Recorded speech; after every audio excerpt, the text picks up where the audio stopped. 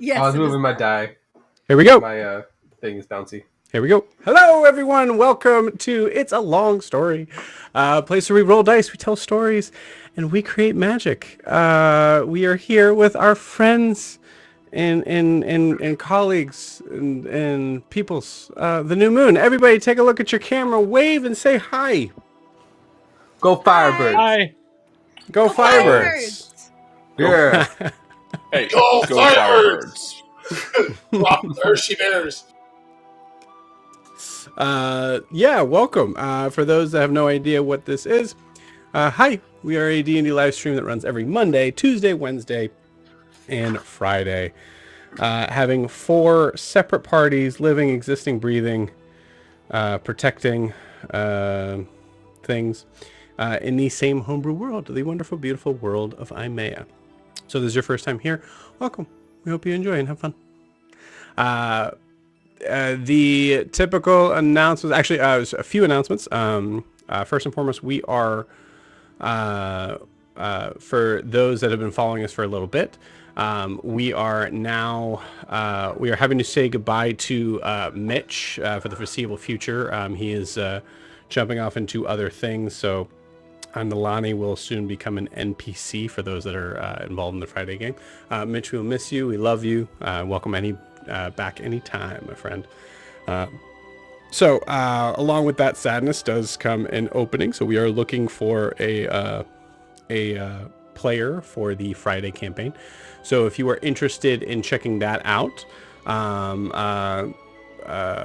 and kind of getting more information on that, stay tuned. I'll give you the kind of where to be able to check all that stuff out here in a second. But yeah, and here we go with that. So also this Saturday, we will be,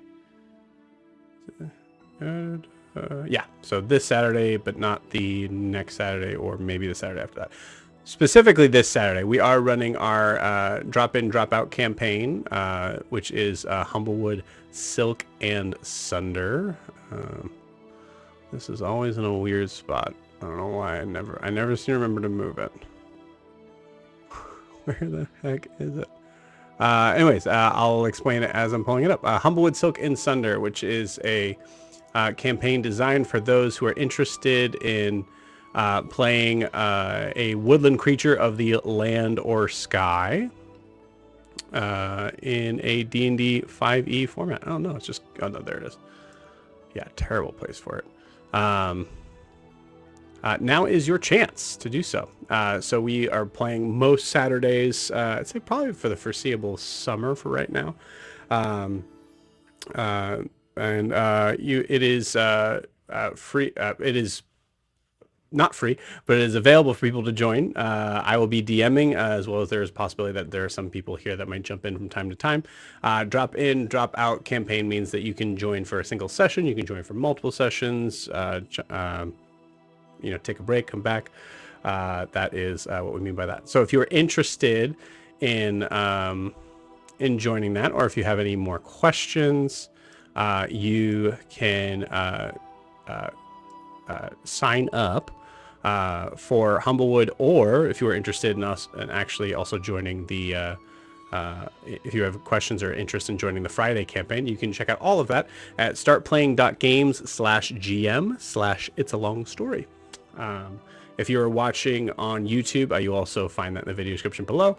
For those that are watching on Twitch, I will put it in the live chat as always. But yeah, please check it out.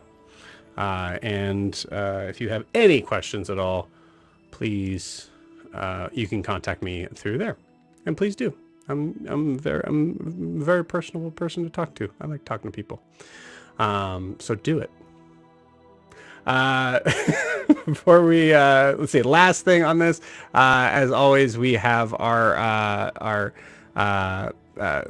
space for those who are interested in getting more involved in the channel, and supporting the channel. Obviously you can do so by liking, subscribing, and following wherever you are watching this, whether this is on Twitch or YouTube, and we greatly appreciate that. Allows us to be able to kind of spread the word to more people and be able to kind of do some cool stuff. Hopefully, once we get to like certain levels, I've mentioned stuff when we get to 300 and whatnot. So so please check that out. But also, you can check out some behind the scenes stuff of some favorite clips, some miniature terrain stuff that we'll be putting down the pipeline very, very soon. Brought to you by our lovely Kay, who is right there.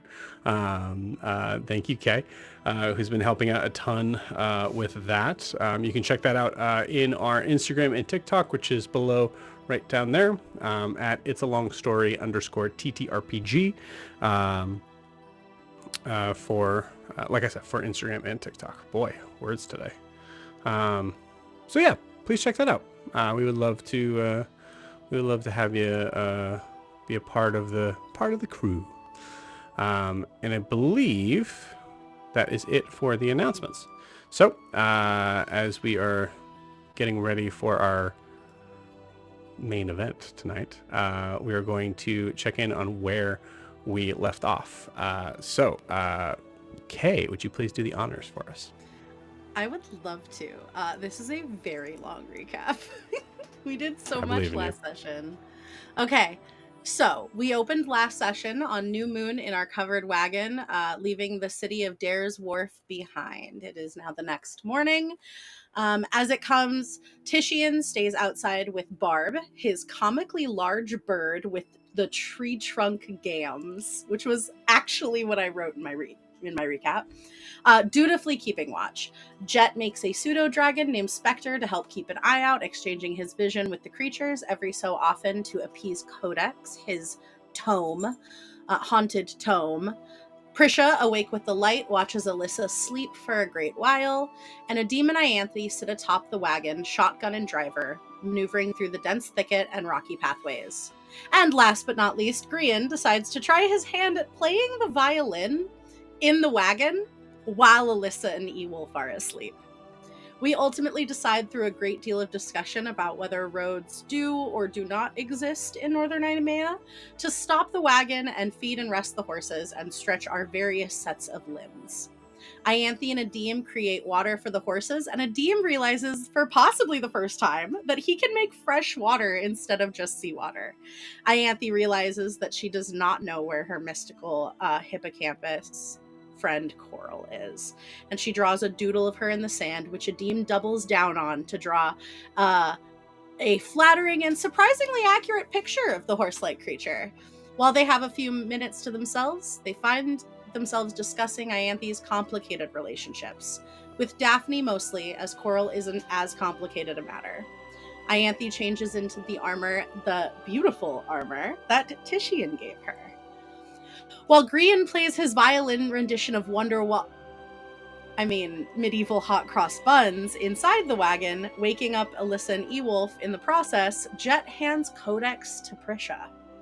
He moves on to converse with Grian and is asked about the Book of Creation that he took from the library. The two of them discuss and ponder over its contents while Prisha is despondent. Since Grian and Jet don't know Prisha that well, they're not sure if this is normal. It isn't until Jet finally realizes that Codex is not speaking to him that he attempts to take the book back from her. Prisha, inside the wasteland that is Codex's domain, gazes upon the metal shells of armor that litter the cold, dead ground. She walks forward as if in a dream, the stagnant air filling her lungs. Codex bellows into her mind and refuses her answers to his inquiries of her name. This startles her as she does not know another answer, and just as she's faced with the brunt of his wrath, she is pulled out of the grayscale hellscape. As Jet takes his haunted-ass book back, he feels for a moment an unexpected resistance, and Prisha violently scrambles backwards, creating distance between herself and the book, as she demands an explanation from Jet, who's just surprised, as she is, that Codex spoke to anyone else at all, which has apparently never happened before. When asked why Codex would not accept her answer to his line of questioning, no matter how many times she repeated it in earnest, it dawns on those around her in the wagon that Prisha is Fae, and Fae are historically tricksters. This is news to the satyr, who does not remember her life before the circle. Titian uh, alongside this, finds his way into the wagon around and begins to read up on a book on the topic of Hossamal, hoping to carve out some space for himself to rest. But he is dragged into Prisha and Jet's dissection of Codex's realm and is overwhelmed once Prisha begins to question her own mortality. And Grian and Jet, mostly Jet, are very blasé about death and dying, and also about their nearly dead club that we have apparently now started. In response, Ewolf, now awake, ushers Alyssa from the wagon and outside to meet up with the Genasi. As he fills Ianthe and Adim in on the situation inside the wagon, he assures Adim that it isn't the kind of situation that calls for his chakrams. Maybe just someone better with people. To quote my notes, Jet is scaring people, or Prisha is scaring people, or they're scaring each other. Alyssa seems delighted to go along with Adim and make fun of the awkward and stilted conversation between Ianthe and Ewolf, making various gestures just out of sight. If she was more delighted by simply existing around Adim or making fun of Ewolf, that is still to be decided. Eventually, Ewolf finds a moment to depart in the tense silence with Ianthe and heads back toward the wagon. Ianthe takes the opportunity to reach out to Titian, who has since evacuated his cover and is sitting on a rock looking pensively at the ground. Before she departs, though, Adim makes the first comment of the night about how Ewolf will not make the first move. She has to. Titian reacts to Ianthe's gentle jokes with an unnerving sense of combativeness. She relents, expressing her concern and support of him, and instead of ending the conversation in any way that provides closure, Titian excuses himself along with Barb to go take a lap. Ewolf finds himself with his head back in the wagon, where he first attempts to apologize to Prisha, and adding a question of where the letter from Eliane is right at the tail end. He is informed by a quite irritated Prisha that Ianthe has the letter. Grian tries to express for the second time tonight that Ewolf needs to make a move on Ianthe, but the message is somewhat muddled between Prisha not understanding the subtext at one level and Jet entirely misunderstanding it and urging Ewolf not to go for it because it's dangerous outside. Grian, done with this, turns back to his book and allows Joe to drop the coolest creation mythos for Aimea, based around 4 elemental beings who were bottled into the rods of creation and destruction, and then the rods were dispersed via the Feywilds. Prisha argues with Jet about the choice of handing a screaming book to someone, and Jet tries to defend himself, while Grian looks at this duo of idiots and is not in the least surprised by the interaction. Prisha reveals that she's never had a door before, and she decides after this to brush off Jet and get some air. Jet sends Spectre to follow her, and Prisha moves to where Adim has taken up the role of entertaining Alyssa, and is teaching her to climb on nearby rocks. Adim, in response to Prisha barging in, takes a breath like he's going to say something emotionally devastating to the frazzled satyr, and instead settles on a clipped, "Hello." Because Chelsea rolled a delightful nat 1, Alyssa is a big meanie, confirming Prisha's worry that she isn't standing well with the group yet. And Adim, uncharacteristically, softens Alyssa's attitude toward Prisha with a few words, and Alyssa allows the goat person to help her climb, as long as they go slow. Titian, along his walk, thinks very hard about what happened in Dare's Wharf and his last message to Missing. He's coming to grips with the fact of morality and his paladin tenets and his loyalty to them and what signifies good and bad. He's stuck on what all of that means, and he doesn't know how to process it. He eventually comes upon a solitary tree and is caught by a branch that digs into his shoulder as he passes. He grabs it and at first tries to detangle himself from it without ripping his cloak. In the moment, he realizes at one point in his life, his armor would have protected him, and he thinks back to when he lost it. And who was there at the time? Kavish. And the comfort and the confidence of this mysterious friend. After a little more self-reflection, Titian takes his hand axe and cuts the branch from the tree, leaving it behind as he passes by. I swear we're almost done. While Ianthe and Ewolf make awkward conversation during their scout, they come unknowingly across Titian, who does his very best to stay hidden while they have their adorable Hercules-coded "I won't say I'm in love" moment. Finally. And by that I mean Ianthe twists her ankle and falls into Ewolf, who is red-faced, and Ianthe now realizes what is happening. She tells Ewolf that her ankle would feel so much better if it were bandaged, and causes the love-struck battle medic to run back to the wagon to grab his backpack. Only Jet has blocked him from coming inside. Ewolf has to mime his desire for his bag, and we all basically laugh at him because, haha, silly Ewolf. Ianthe, while left alone, begins to sing to herself. And it's beautiful, woeful, and soft and lovely. There's a comparison between Ianthe and sirens made around this time. Titian emerges and startles her, and they have a moment where he tells her to go ahead and make the move. The third person tonight to say as much. When Ewolf returns to tend to her sprain, he inquires to her future plans. Once this journey is over, Alyssa is safe, and Mir and Hassamal are settled, and everyone finds their goals. What does she want to do? She spins him a tale of a theater, run and operated by her, and of the medic she might need on standby when she ultimately realizes that he doesn't have an answer for her question in return. As Ianthe reaches out for a hand to help her up, she doesn't let go, and the pair share their first, presumably of many, kisses. And then Joe immediately moves the camera over to Matt, who gags like a cat, until he sees a 10-foot, ripplingly muscular, yellow-eyed creature rushing for the carriage. And the last thing I will end this recap with is Ewolf better watch his ass when Prisha finds out that he's afraid of giant birds. Incredible. Thank you so much, Kay. That is beautiful. Feeling like a possibly silly thing to ask, but is there anything that we missed, gang? Yeah, I didn't think so. Great. Cool. Awesome. Sorry.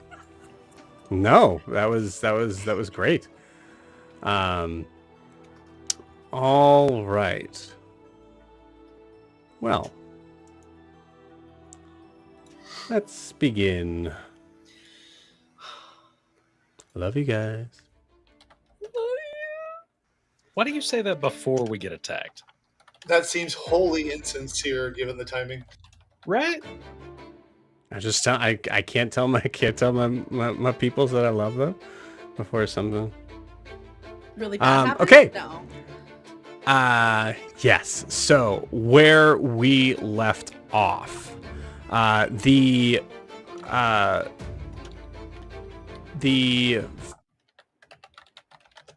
figures, our party is split up. We have figures that are by a nearby rock that is close to the close to the wagon. We have figures that are about 50 feet off by a nearby tree, as bursting through the woods, moving faster than I would say most of you would consider to be possible for a quadrupedal beast. Is something that is large, gray skin, almost looking like a rhinoceros, but you don't see any horns as they are galloping full force. I gave an opportunity beforehand, beginning of last session, for those that would be able to roll, for those that had rolled high on their perception check, to possibly be able to roll higher than this figure. So we'll say we'll give just a chance above board here. Titian, what did you roll? For initiative? Yes. I rolled a 21. Why do I see a 12? I misread the dice. I put it in chat. The correction in chat. Yeah. Okay. All right. Great. Well, that thankfully doesn't change. Okay, that would have been very confusing and would have ruined my whole intro. That's fine. Cool. That's all right. Cool. So 21 does not beat this beast. Prisha, what did you roll? I rolled a 12. All right. So Does that Titian, magically beat the beast? It does. Yeah. The 21 doesn't, but the 12 Wow. does. Great. Thanks, guys. This is bias. I don't like this bias against my character. Listen, I'll tell you straight up what he rolled. He rolled an 18 on the die, has +4 to initiative. Rolled a 22. You missed it by 1. I thought it was 12, so I was like, oh, you guys are not even close. Okay, great. Cool. Awesome. All right. So, as you see this creature bounding, running, almost as if like just floating, but making the movements, each sort of movement pounding into the ground, and before there is a chance to be able to react, you hear. Well, I guess I should give a roll just in case. Yep. Nope. Play this by the book real quick, just to make absolutely sure. And a demon Ewolf, or not a demon. Alyssa and Ewolf rolled, right? This was the only two that had a chance to beat the initiative. So the rest of you, we have initiatives for everybody, but this was the ones for the chance. Yeah. I'm just writing everything down, so I just want to make sure I leave room for them. You got it. Okay. It is possible to survive this. Oh.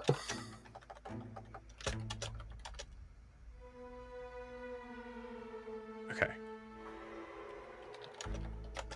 Yep. Okay. Cool. Awesome.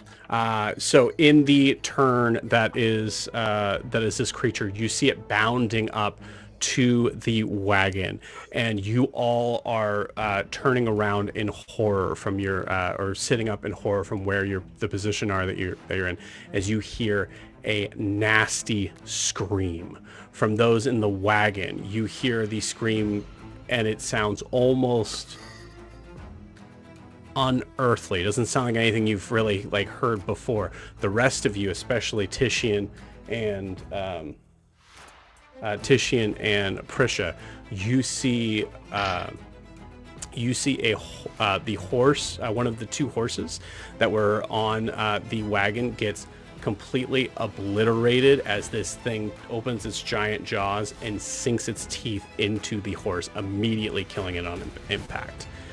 You hear that scream go quickly dissipate, and the creature falls to the ground dead. The big And with that, guy? yeah, The horse. the horse is dead. Okay. And with that, we will show you the screen. Can I just say, how rude is that to kill a horse? Like, horses are friends. Wait, so did We the have a thing dog just that like... can Well, horses are drive, kind of right? terrible people. I just... Did the creature eat the horse and then die? Or like the horse died and the creature's still alive? The horse died. The Creature's horse still is dead. The horse dead. Okay. That's it. I heard it sunk its teeth into it, and then the scream stopped, and then it hit the ground, and I was like, this thing just came out, killed the horse, and Yeah, died on it us. being the What? horse. It would be yeah. The horse That's what- screamed. I get that now. It would be so All right, funny if there we Joe go. created. It would be so funny if this encounter ended because this creature was allergic to horses. They smell Well, I was thinking like something killed I it. like that mission. I like that. I like Yeah, or choked on a bone or something. yeah, Yeah. For real, for real. It choked on the reins. Not this campaign. Humblewood, maybe, but not this one. Cool. That is the end of the creature's turn in the round that is only shared by the creature, Titian, and Prisha, as you guys are able to be in this round here. It's essentially a surprise round besides these two people. So Titian, it is your turn. Titian, you are way over here.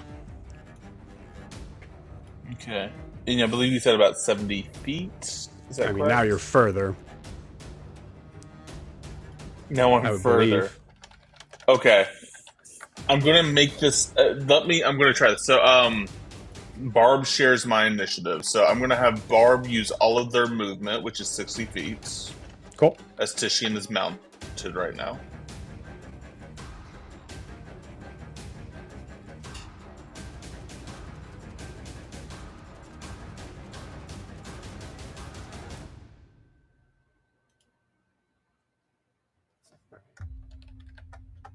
60 gets you there. Okay. And then I'm going to have Barb use their action as a dash.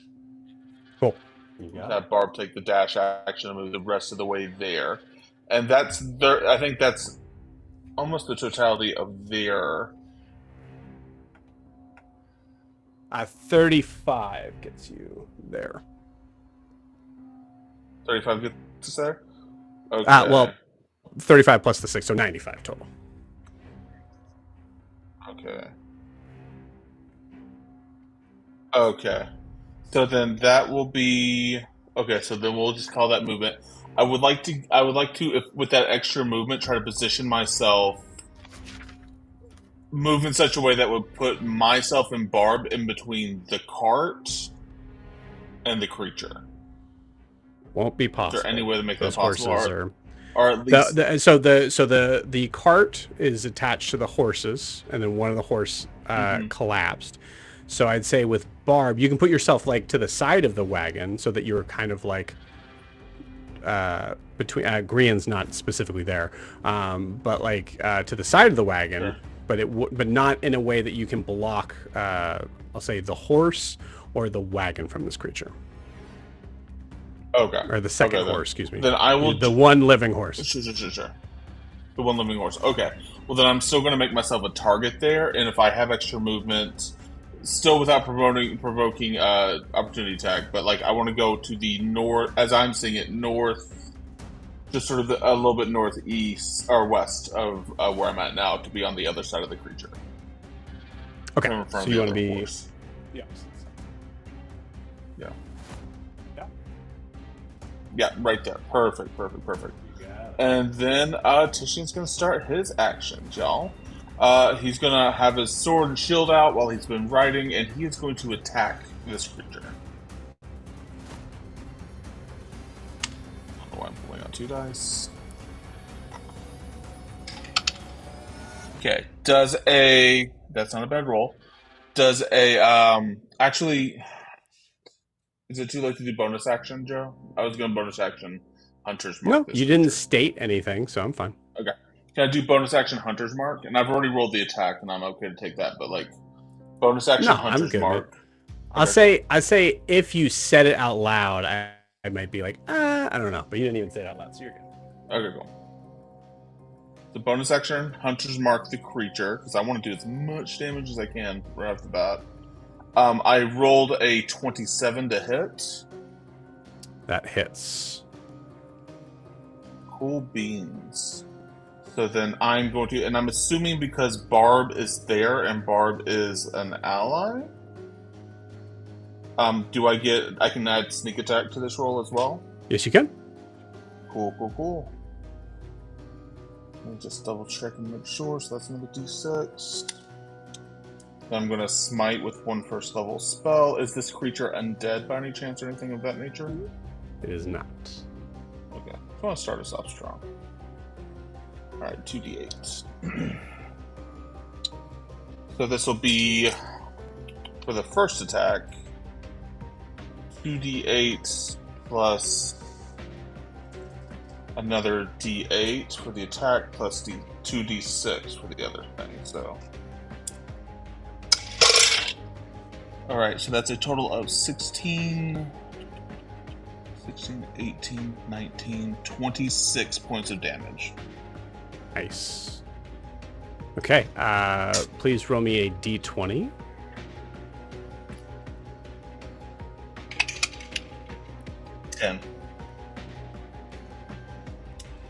You said 27 points of damage, right? 26. 26. Got it. Cool. Awesome. 26. All right. I believe... actually, I'm going to check this for sure.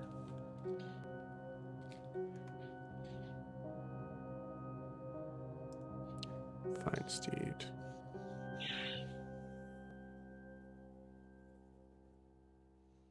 Your castle area is borrowing the Warhorse stat block, correct? Yes. Okay. Yes.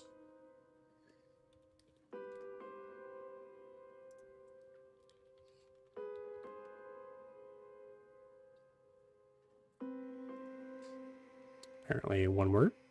Yep. In D&D, Warhorse is one word. Okay.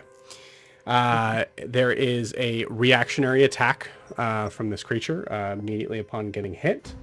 That is a 12. No, that can't be right. Hold on. 7. Sorry. 15 to hit. 15 to hit me or the warhorse? This is hitting Barb. It'll hit Barb. Okay.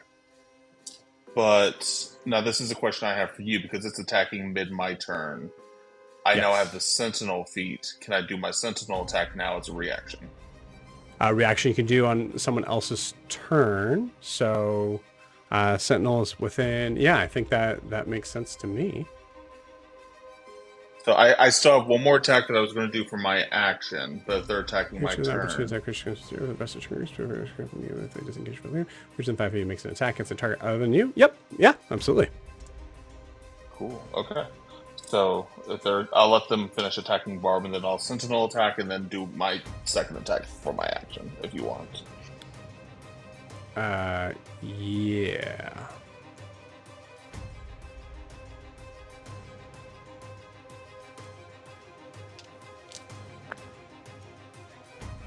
Oh my gosh. That is nasty. That is 23 damage to Barb. Piercing damage. Barb is instantly evaporated. No, not Barb. All right. I don't think this is going to matter here, but just for what might ultimately become flavor's sake, because I'm trying to wrap this around my head. You give me a dexterity saving throw as your mount is now dying and disappearing. Oh shit, that's not good. A dex saving throw of 12. Okay, I think it's a 50-50. I think you are able to land without like being knocked prone. I would say even being knocked prone, you'd have half your movement, which you could actually do because you haven't made your movement. So cool. I think either way we're fine. But yeah, you do seem to land on your feet as Barb seems to just disappear underneath you. The creature now you are looking up at it. You see the snarling mouth, just now like full like blood gushing between its teeth from the horse that it had taken out, and you notice not 2 sets of eyes, but 6 on each side of its face. Nice. That's horrible. That's horrifying, Joe. It is horrifying. Thematically, hey, above board. This is my favorite D&D monster of all time. Thematically, Tishian's gonna fall off Barb and then instantly use the movement to do that Sentinel attack. Yeah, just sort of like trying to make it as fluid as one go. That's a natural 16 plus. Does a 25 hit? 25 hits. 25 beats. Okay, fantastic. Actually, didn't do all that. Okay, 25 hits. So that's a D8 plus a 6. Okay, so that's gonna be 8 plus 7. Was that 15? Yeah. Yeah. So that's 15 points of damage with that one. Nice. And then he'll try to combo that with his last attack of the turn. Ooh, does a 16? No, does a 16 hit? 16 does not hit. Okay, so he'll just miss that last attack, and we will call Tishian's turn. They're done. So I'm out of bonus action, and reaction for this turn. Mm-hmm. You added the Hunter's Mark damage and all that, right? Yep. I added everything. You got it. Cool. You see this creature kind of rears back. You hear it kind of uttering out a large growl as it is looking closer into your face. As we take the camera and we pull the focus out to looking past Tishian's shoulder as Prisha, it is your turn. Prisha, you've seen all of this occur. You see Titian run up. You saw Barb, the cassowary, was immediately taken out by this creature as it is moving incredibly fast in its attacks. Okay. I would like to move. How do you do diagonal moves? Is it 5, 15, or is it all just 5? It's all just 5. Okay. Great question. I would like to move 30 feet diagonal, so like behind the creature is the goal of where I'm getting, and I want to know how close I can get.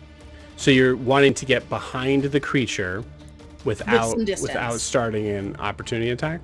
Is that Yes. the concept there? Yes. Okay. Well, I mean, the easiest way to do this would be actually to go as close to the creature and just get around it, because as long as you don't leave the reach, right? I want to create distance. I want to get, like, if it's here and Titian's here and I'm over here, I want to get. This is not going to help me at all. Yeah, no, it's not. Yeah. So you want to get to the other side of the creature, right? Yeah. What's your full movement? We'll say that. 30 feet.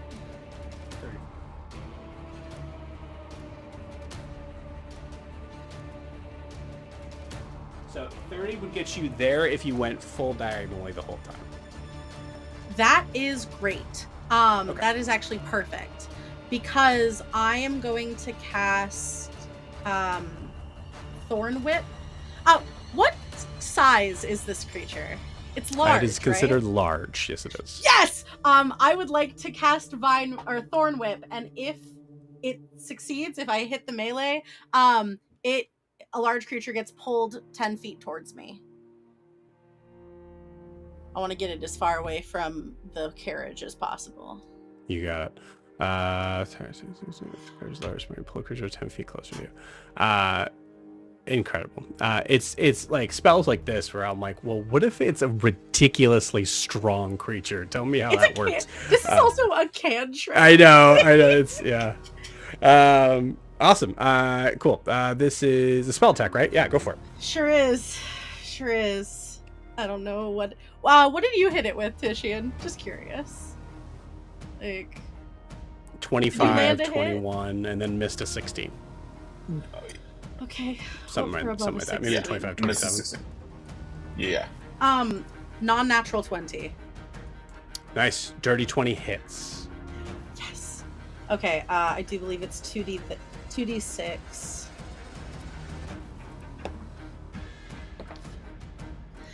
That's going to be 6 points of piercing damage, and it's going to be pulled 10 feet towards me. So as Prisha she runs almost away, it would look like, and then she's going to turn to face the back of this creature, and she's going to have this like sickly, dark green, almost black magic that kind of falls from her hands down into the ground as she almost pulls the vines from the ground themselves to like hit, like come up from like its feet, the creature's feet, and hit it and pull. Cool. I do this a lot. I think also, and looking at this, there's a we're already in an interesting sort of shenanigansy sort of thing. So here's what I'm going to ask you to do. I think it's more in your favor. I like those odds. You should definitely like those odds. But I think we should at least have a roll for it. So we'll have a roll for it. And I'll explain here in a minute. So go ahead and roll me a d20. You want a 6 or higher. Can I use my inspiration? You can if you want. Yeah. It was a 3, Joe. You can if you want. It's your choice. I think we're starting off strong. That's gonna be a 12. Incredible. Amazing. So Titian, as you see this figure kind of like looking towards you and kind of like eyeing you down, There is a moment where, with that time slowing down, you see that whip of thorns go and catch around its neck as it pulls back, and it goes to strike at you as it's being pulled back, completely missing as it's being grabbed. Great use of inspiration. Hey, thanks. Is that? I mean, hold on. So what's here? So that's 5. Yeah. Yeah. And that's 10. Yeah. Yep. I mean, I think the path that's not there makes it a little still in tricky. melee range. Is Diagonal he is, still melee? I'll tell you what. Do you want him to be? No, Then this he's is my not. first time in battle with you. I don't know what your DM rules are. Because of like the weird sort of, and also the tricky thing is this road does not have the squares, so there's a little bit of a weird sort of look from here. Actually, we can probably pull from the top down side to see. Okay, you can see there's like a little bit more angle. space there. That's right. Listen, who do you think you came here to work with? Yeah, so you can see there's a little bit of space there, which is enough here. So yeah, so in the like design of what happened, actually we should probably leave that there because that's where Prisha is. Yeah, the creature gets pulled back and just barely misses you as it is trying to slice with these long two clawed toes. Wonderful. And Tishian, did you take damage this last round, or was it just did. Barb? Just Barb. Just Okay. Barb, yeah. Understood. Then I will hold a healing word. Great. I won't use it. And I do believe that is going to end Prisha's turn for now. Okay. All right. No bonus action stuff? No. I think the only thing I really have for bonus action is a healing word, and she didn't see Tishian take damage. Right. Okay. Awesome. So with that ends the surprise round. So now we go back to the top of the turn. Prisha, obviously we know, mechanically speaking, your Thorn Whip ends as soon as it ends. But in this moment, I just imagine the creature kind of turning towards you, grabbing the whip and snapping it as it.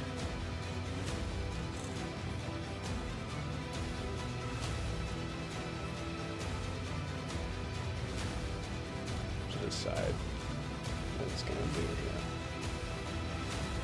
it. If there's anything I have no idea. If there's anything I can do to help taunt this creature towards me, I'd be happy to do it. Okay. I'm gonna say give me a persuasion check against the nat 20 I just rolled. So I will tell you it's 420, so you just have to beat a 20. That's possible. Or intimidation, either one. Whatever's better. your fancy. Okay. Oh, I just missed it. Okay, I rolled 17. No, maybe not just, but I rolled 17. You got it. So I think Tishian is sort of like trying to like kick dust at it, and like, you know, he's trying to just like shout at it, like, you know, horse killer, you know, that sort of thing. Yellow horse killer. It's really working. At this extremely muscular, almost like rock-like back of this creature, as it turns and goes bounding towards Prisha. In just one bound, it comes right up to you. To make its attacks. At this point, just to remind everybody here, within full view of everybody. So I'd say like even like Wagon, if we wanted to say. Did I just do something weird here? Hold on. Okay, cool. If we wanted to say like you guys are peering out of like the wagon at this point, that's totally fine. I'm cool with that. So yes, you're all here for any sort of reactionary stuff that you can do if you wanted. As this creature is going to make 3 attacks on you, Prisha. So first one is a 19 to hit. Does a what hit? 19. No, my druid doesn't have a 15 AC. No. Nah. Okay. Second attack is going to hit with a natural 17. And the last roll is a dirty 20 to hit. Okay. So, first hit. Oh, man. So first one hits. Go ahead and give me a strength saving throw for the first attack. Okay. Sure. Strength save? Yes. 12. Okay. I'm going to roll to see if I get a nat 20 with these, because you are now knocked prone from that first attack. So these last two, I'm going to roll both threes. No nat 20s. So we're good there. So the big boy, God, that was high. 24 points of piercing damage on the first attack.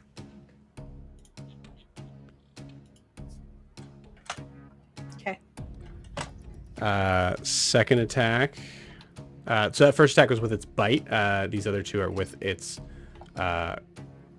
claws. Oh boy. Don't say that. Please. I just read something that I very much forgot. How much total? What's pressure at right now in this moment? 48.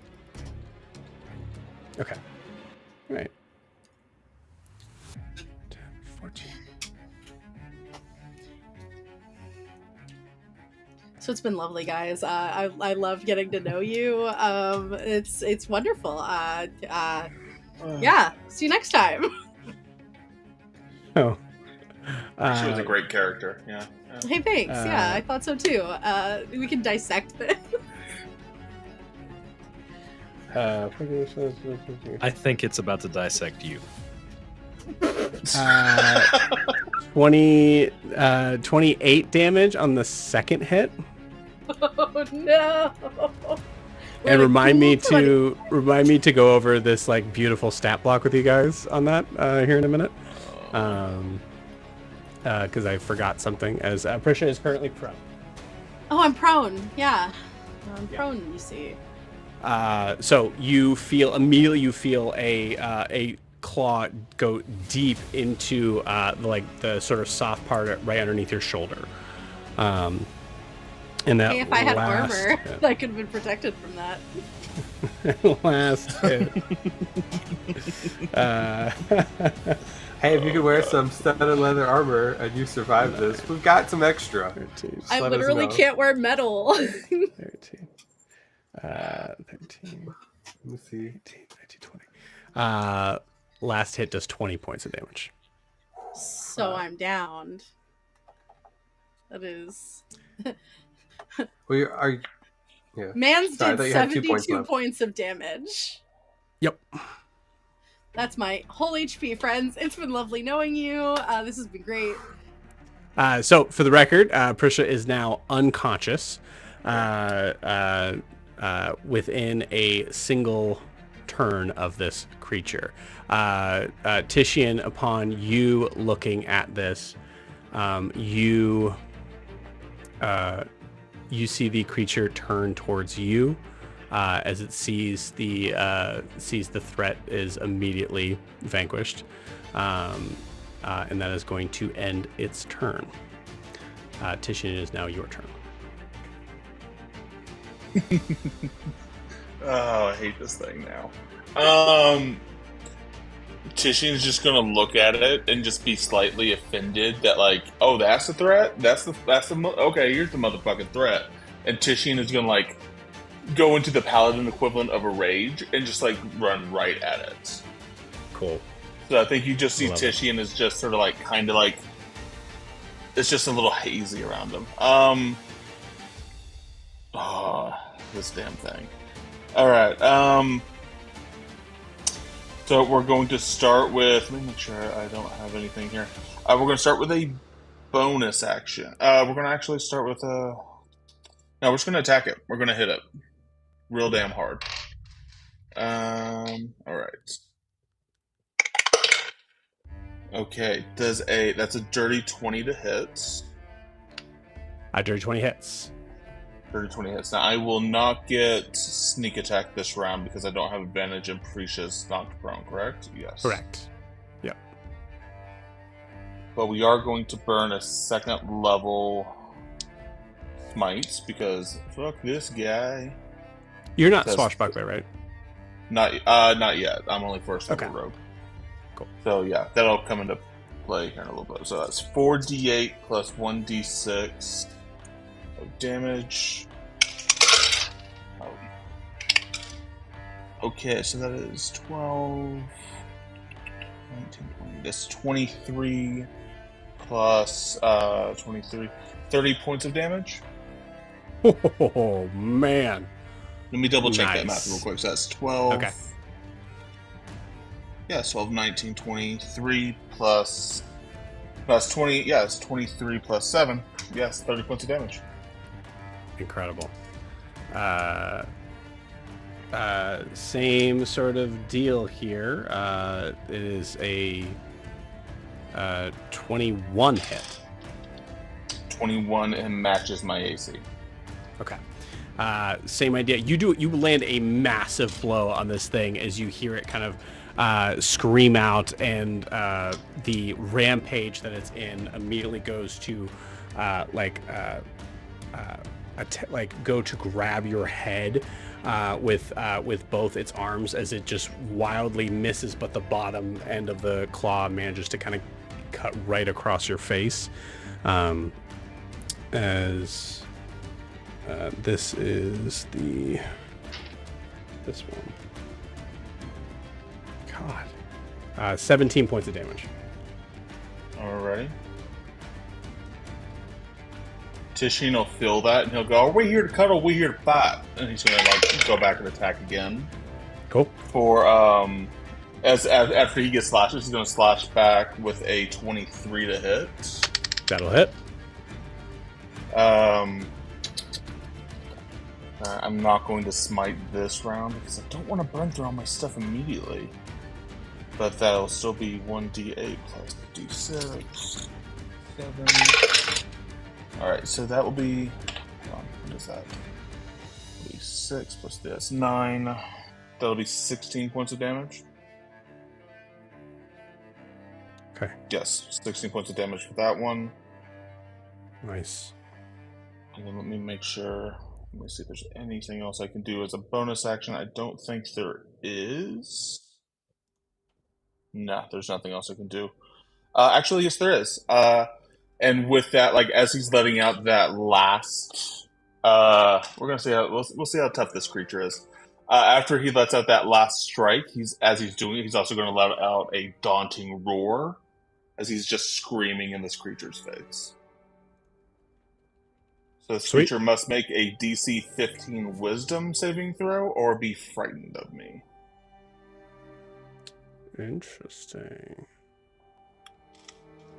DC 15, you said? DC 15 Wisdom. Okay. Natural 2. All right, so He's now not faced a foe like you before. Awesome. All right. So that's where we're at now. And then that will be the end of my turn for Okay. right now. You got it. Cool.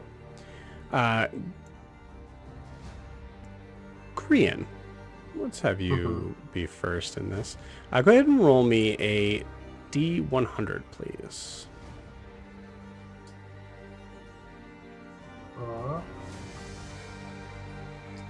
Okay. 74. 74.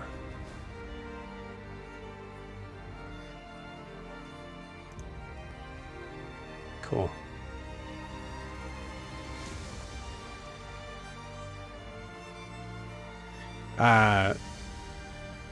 Green, go ahead and tell me. I'm going to pause you in a second, but go ahead and tell me what you're like. What is Green doing in this moment in the wagon?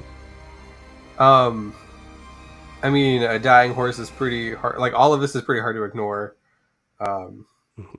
from inside the bubble. So Grian is half handing, half shoving the book from the library to Jet, and saying, "Put the book away. Like, hold this book and get ready to go." And Grian is going to kind of jump, like kind of like leap out of the side of the wagon. Okay. So kind of like where he is now. But I think as he like rolls, his knees hit the ground, and as his knees hit the ground, like wings out, bonus action. Cool. And do you want me to keep going? Oh, sorry, wrong one. Yeah. So as you were getting out of the wagon, like you said, like you're as soon as your feet hit the ground, you're unfurling the wings. Is that what you were saying? Yeah. As you were doing, this is perfect, by the way. So as you were doing that, you hear another scream from directly to your left, as Alyssa is screaming out,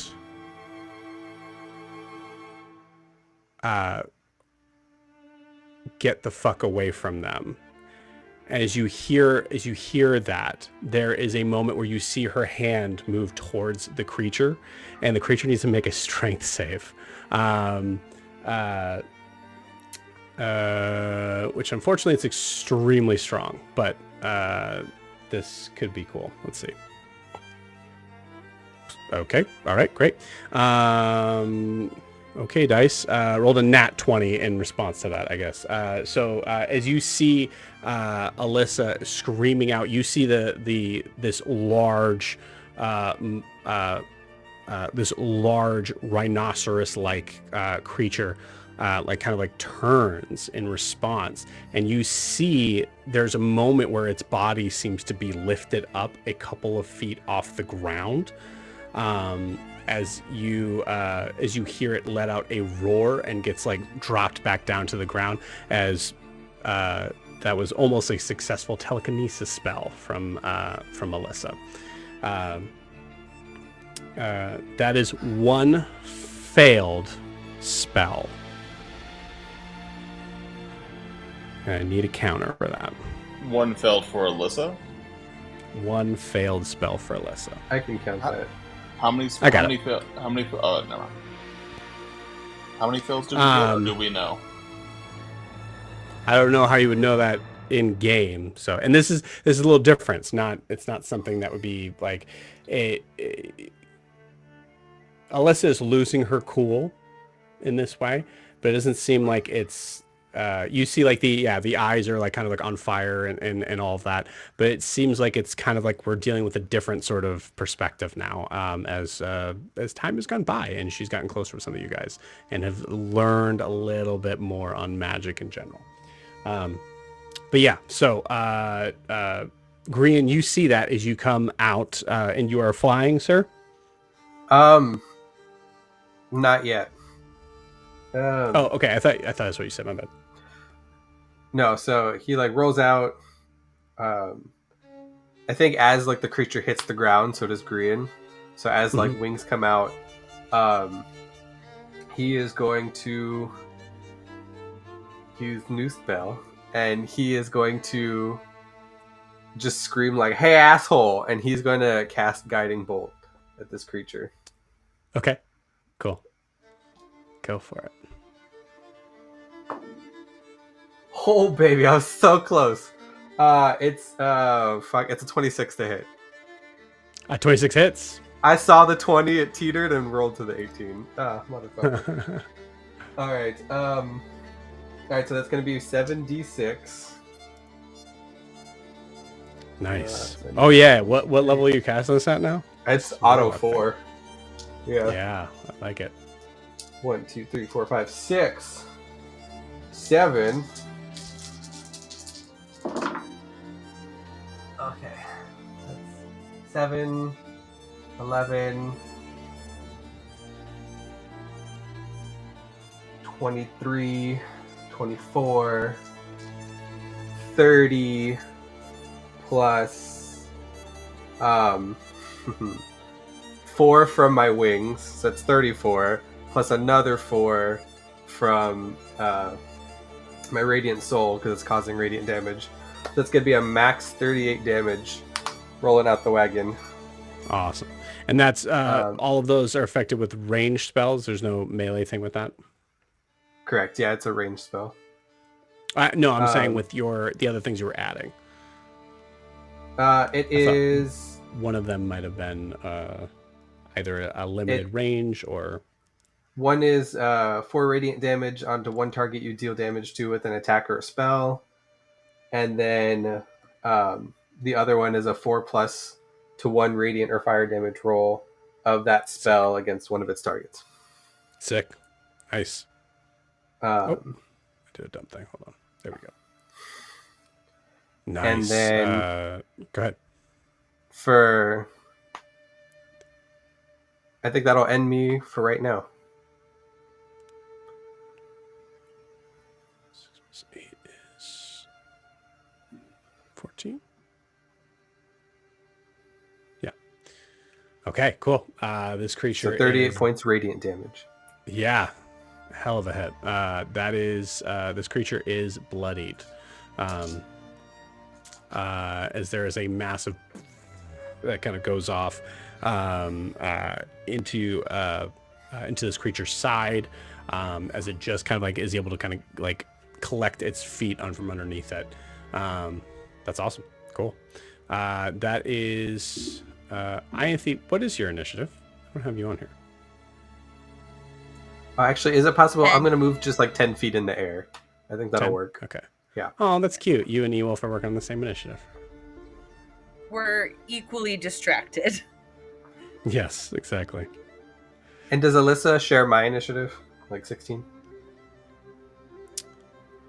No, Alyssa's right before you. Alyssa's 17. Cool. Sweet. Jet, you are up. Adeem, you are on deck.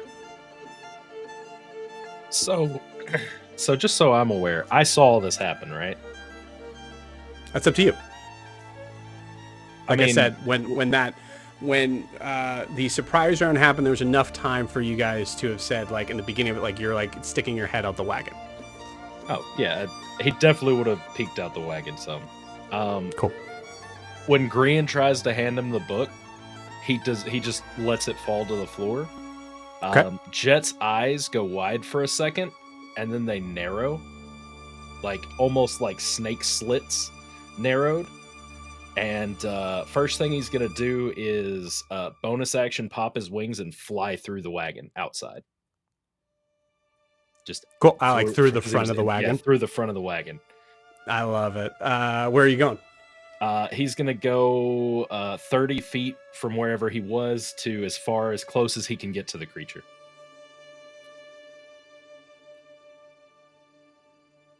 Not in melee range.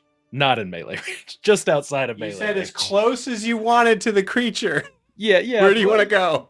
I want to be one space away from the creature. Okay. Do you want to just like fly up? No, I'll be like ground level, like maybe a couple inches off the ground. He wants to be close enough to where he can look it in the face. Okay. But far enough away where it can't swipe at him. Okay, so there's here. That's fine. Or I can move you further back. Okay. That's perfectly fine. He's going to scream telepathically into its head. And he's going to like snarl, and he's going to just go You dare harm my clutch. And his claws will extend, his wings will be back, and he's going to scream into its mind Forefather, because he's not going to speak out loud, and he is going to cast Summon Draconic Spirit right in front of it. Okay. And it is going to be a Jim Dragonborn-esque looking spirit, just like him, but it's going to be the size of the normal of his tribe. So it's about 7 foot tall and massive with claws. Nice. And then it's going to proceed to tear into this creature, if at all possible. Yeah, absolutely. Large dragon. I don't know if I have a large dragon. It's more like a dragonoid kind of thing. It's got wings and it's a humanoid-esque body.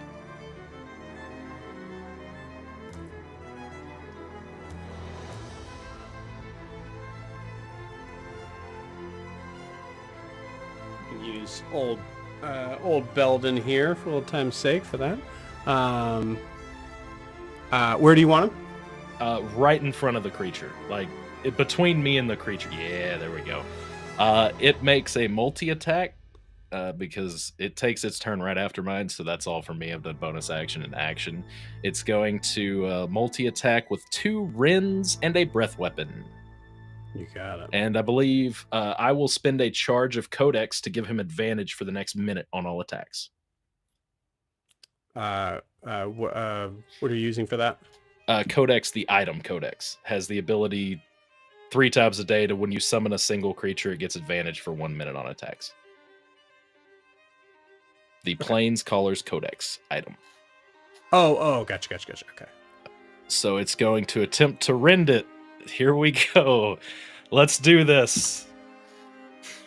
Great. 16. I'm assuming. Oh, wait, I have advantage. Never mind. 16. 16 doesn't hit. All right. Second attack. Let's try this again. 19. 19 And does then- hit. All right, well, it was still a 19.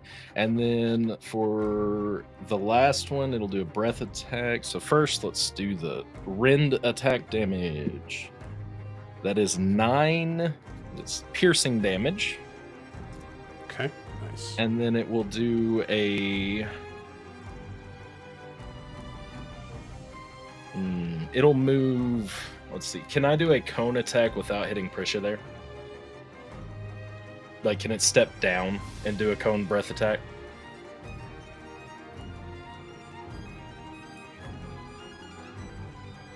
I was thinking fly, right? Yeah. So Just yeah, fly up I and mean, if breathe you want down, to just have right, it fly and it just kind of moves in that direction, if you're cool with that. Yeah, that's Or fine. if you want to, so you handle both your rends, and this is your breath weapon. Gotcha. Yes. And that is a 2d6 radiant, or half as much on a success. It's a dex save. DC 17. Ooh, baby.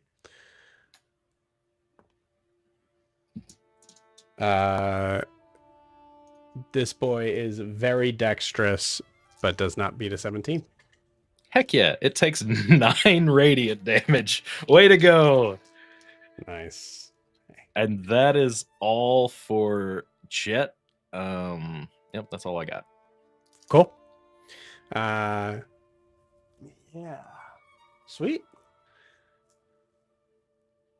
Okay, cool. You guys are slamming on this thing. Adim, it is your turn. Adim is momentarily disturbed by all the magic going on. Because he's like, well, this is different.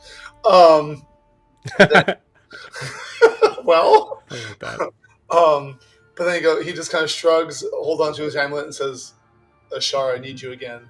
And bonus action haste. Cool.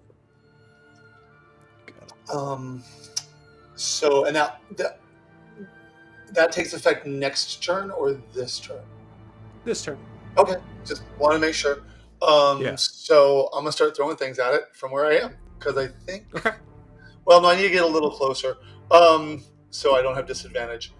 Right. So the 20 feet yeah, is how close you need. Yeah. So can I move to 20 feet off? And as I jump off the rock, I kind of look at Alyssa and just, it's better if you hide. And as I jump off the rock, I know she's gonna do what she's gonna do. I don't have Bix's influence over her, but I'll try what I can. As you jump off the rock, are you jumping off the rock and saying this like go hide, or are you just like saying this and then I just imagine a weird free fall, but it's 10 feet and you just like perfectly tumble down to the other side? I don't know. Up to you. It's cinematic, sure. Yes. Yeah. Yep. Okay, so for my attacks, for my regular attack, my non-haste attack, I get 2. So first one is a 28. That'll hit. Do you want me to do damage separately or roll all the hits first? How would you? You can roll all the hits first. Okay, so the second attack with the chakram is a 15, probably not. 15 doesn't. Okay, and then with my haste, I get an extra attack, correct? Not an extra action. So I don't. You get it. Well, I throw it one more time. I think. Let me just for clarity's sake, for you to attack, you only get one more attack. I don't know if it specifically specifies it being an action that you can only do an attack. That action can be used only to take the. That's such a weird way to say that. That's why I want to make sure before I do anything wrong. Oh, okay. It does. Okay, so to take the attack, dash, disengage, hide, or use an object action. Okay, yeah. Or you could just say it's just. So then I will attack a third time. So yeah. And nope, that would be a nat 1 for a 10. Okay. I'm assuming I don't hit it. So anything negative that's going to happen with a nat 1 I should know about, let me know before the end of my turn. However, the damage on this thing is a whopping 9. Crazy. I rolled a 7, but I +2 because of my thrown weapon specialty. So. You got it. I think with the so I'll put the 9 thing. I think the way it makes sense in my head is that the first hit you manage to kind of like get right below the neck where you see like where you see that being exposed, trying to like hit like the jugular or something to be able to kind of like knock it out, and you see it absolutely gets where you want, slices into it, and then as you're like, okay, maybe one more shot at it, as you don't see any blood, as you throw it again, you see it like. It seems to like hit just like north of that and doesn't do any damage from that as the AC missed. I think that's where that nat 1 comes in, where you're just like not sure if this thing can be pierced with a weapon. Can I alter where I'm standing a little bit? I would like to be exactly between, God help me, exactly between Alyssa and the creature. Are you sure? No, but I will. Just so that way, if necessary, I can use my parry ability if it tries to do something.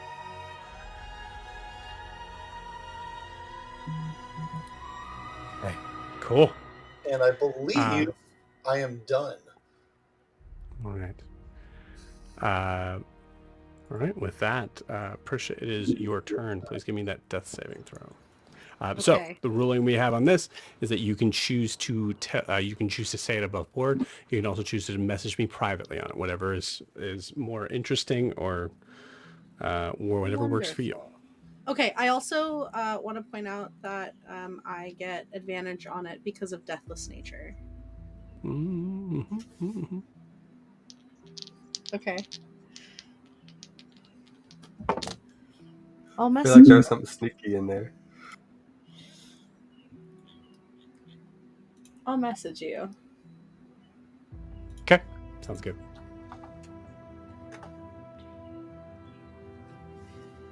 Cool.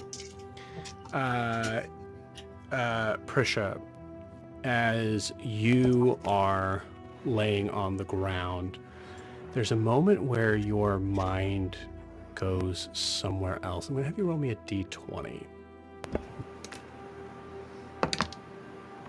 It's cocked.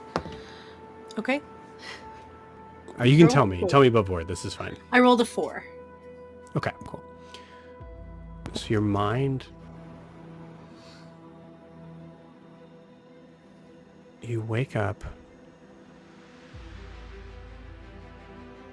and you are back in that field of the suits of armor sitting up. As you are wildly looking around, you feel lost. And as you're trying to contemplate what got you here, there is a very dark, foreboding feeling in the back of your head that this might be what waits for you at the end of this.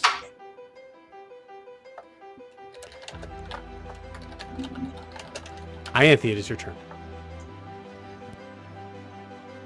It is also Ewolf's turn as Ewolf looks at you, grabs your hand, and goes, "We gotta run. We gotta put you somewhere safe. Where do you want to go? Where do you want to hide? I'm just gonna grab his hand. I'm gonna smile at him, and I'm gonna dimension door us closer because we're too far. For the away record, to go for the record, he was saying, "Where do you want to go hide?" There's no way he was going to be hiding with you. For the record, I know. I know. Yeah. Cool. Yeah. Dimension door. Was it 120 feet, right? Something like that, or something crazier than that. 500. 500. You want to be on top of the mountain? Where do you want to be? We're going the other direction. We're off on our own now. No. I would like to get us.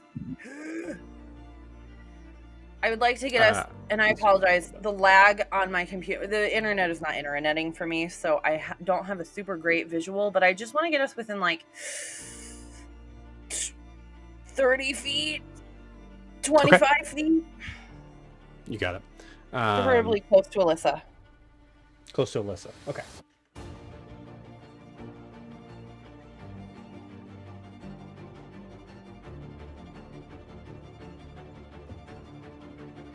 Sorry, guys. Haste is going to have to wait. I was too far. Where is that spell?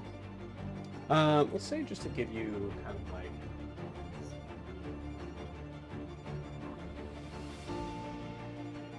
Yeah, we'll put you there just so that there's kind of more of a visual here. Cool. So we get there, and I'll just say, Mhm. I'll hide here. You go do what needs to be done. Oh, okay. You see Ewolf carrying his bag that he specifically got to bandage your foot. Is carrying his bag, looking around, looking at the scene, looks at Alyssa up on the rock, looks at you. You got her, right? Absolutely. And looks across where there is an unconscious Prisha on the ground, and he is going to head straight for her. Okay, I'm gonna say this real fast. As he starts to walk away, I grab his hand, give him a little kiss on the cheek, and say, "Don't die," and I'll give him inspiration. Love it. Oh my god. First inspiration given to Ewolf. That's cute. I don't even know how to mark inspiration. There it is.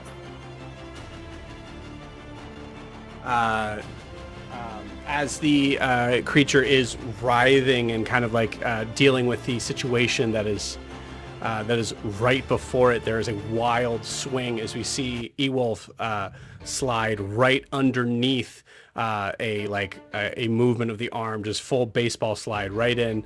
Nice. Picks up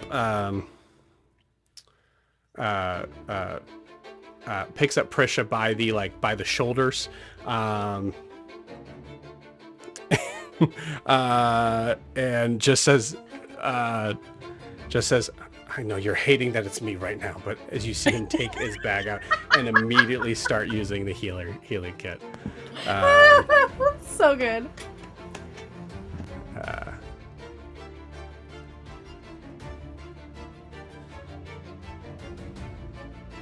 Okay, cool. So for this, it is going to be equivalent to...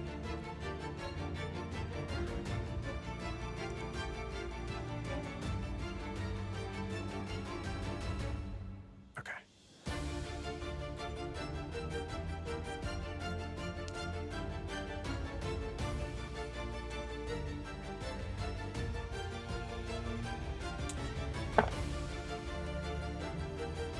Okay. Prisha, you get 4 HP back. People in the comments stop yelling at me that that's not how healers kits work. I know that's not what's going on here. So you see him bandage you back up. The rest of you see bandage back up. Prisha, you see as you are looking around in the field, you turn slowly and see Den Mother Yudris in her what we call like the bone mother sort of form, with her extended sort of like skull-like protrusion of her face, as she looks in your direction, goes, What are you doing here? And with that, your eyes snap open. And it's fucking Ewolf. And it's fucking Ewolf that is like literally holding you. Going, we need to get you out of here. Just hold on to my arm. And he cannot get you very far. Let's see, as 5, 10, 15, 20. 25. He legitimately on his turn is able to just pull you 5 feet away from the situation.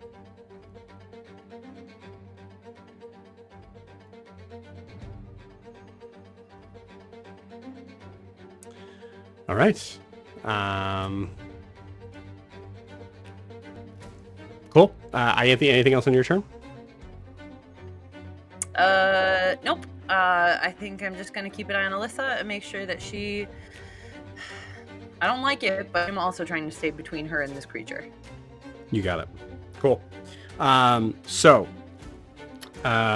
there is being in the frightened condition, all attacks while Tisha's in the line of sight has disadvantage, which is huge.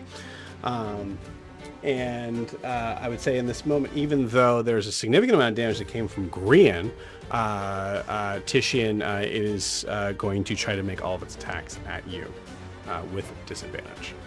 Love it.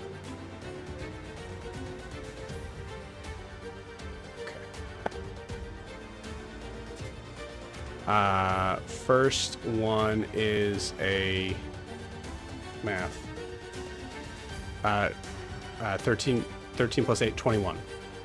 That is my AC. Okay, so first one's going to hit. And that was its bite attack.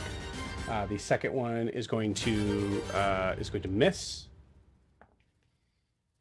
Actually, can I use my reaction real quick, Joe? On that first one? What do you want to use? I want to use my... I haven't used this in a minute. I would like to use my Glimmer Shield. I don't think you've ever used that. Actually. No, I have 3 charges of it. As a reaction, when you are targeted by a melee attack, I'm assuming bite is a melee attack, you can use your Gilded Mirror Shield to invoke this feature.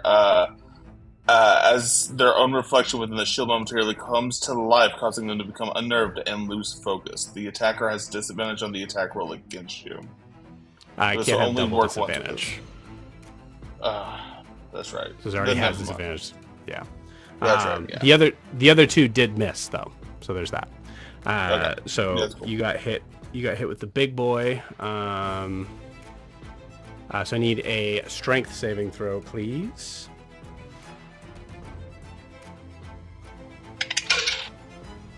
Yeah, these other ones wouldn't have attacked this.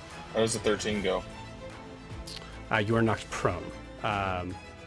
Thankfully, I just realized I should have had you do that first, but I remembered the other 2 rolls, and even if it was just a straight roll, the other one was a 9 and the other one was a 4. So neither of those would have hit with any bonuses at all. Anyways, so you are prone.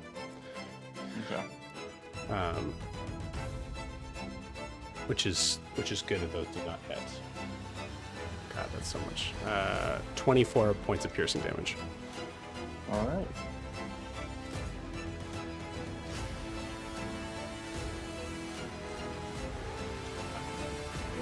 In its turn.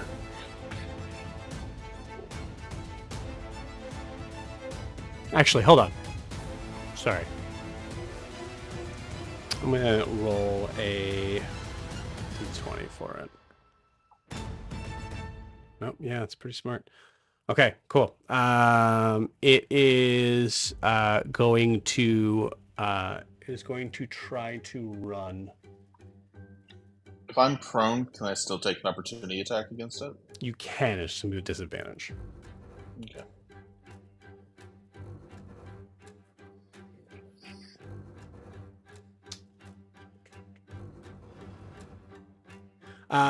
Jet, you said your draconic spirit was within 5 feet, right, for the wrens? and then probably would have stayed that way, but just kind of moved around to that side. So I'd say your Draconic Spear also has an opportunity attack. So you guys can go ahead and roll them now, especially with Titian having Sentinel.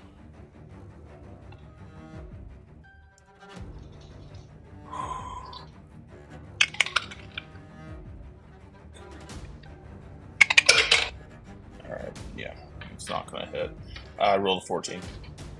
Okay. Find the stat block. I rolled a 19 plus whatever his stats are, so if a 19 hits, I'm sure he's got a +1. Yeah, so 19 is its AC. okay, cool. All right. 7, 8, 9, 10, 11, 12 points of piercing damage. 12 points of piercing damage. You got it. Okay, nice.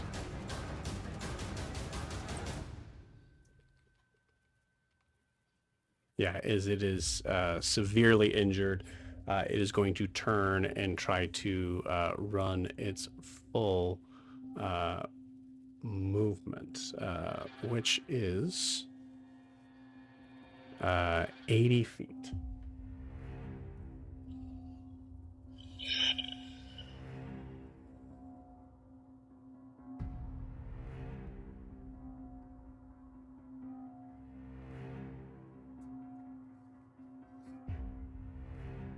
Or sorry, no. Yeah, that 60. Excuse me, 60 feet. But that will end its turn. You said 60? Yeah, just to kind of give you an idea of where it is on the... Yeah, 60. 60? Right there. Okay.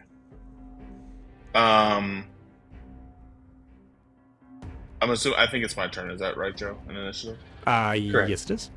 Okay. I think this will work. From the prone position, Titian is going to cast Misty Step towards the creature and land on his feet, thus not losing the movement from becoming prone. It sounds like it should work. I'm sure it's been tried, so let's pull it up. Misty Step to avoid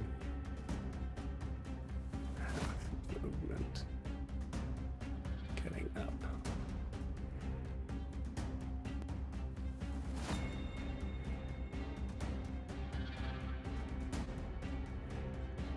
A lot of things on fall damage.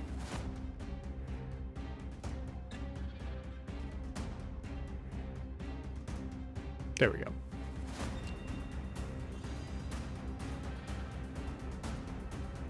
Okay, get out of here.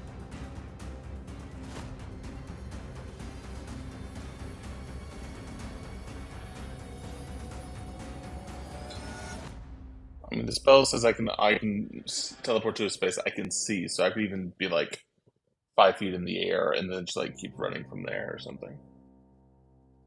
Yeah, you never you cannot teleport that far away. Which I think is the condition lasts until it enters counter. Condition lasts either until it is countered, permanent is countered by standing up, for example, or for a duration specified with the effect that imposed the condition. Teleport doesn't say anything about counter conditions, generally per conditions specifically. So just, you know what? It's cool. Yeah, I like it. Right. So Tishi's just gonna go, not yet, you coward, and he's gonna like Misty Step the full 30 feet and then continue running the extra 30. Like you said, he ran 60 feet away. I should be able to catch up to them because I have an extra 35 feet of just movement then. Okay. So you Misty Stepped 20 feet. 20 plus 35 is 55. Misty Step is 30 feet. Is it? Am I crazy? Mm-hmm. Why did I think it was 20? It is 30 feet. Damn, cool. Yeah, you're good then. Cool. And I am going to attack this dude. Got it. Titian, what is your HP at right now? HP is at 55. Yeah, you're good, baby. Alright. Attack is a dirty 20 to hit. That'll hit. Okay. How? You said this creature was very injured? Yes.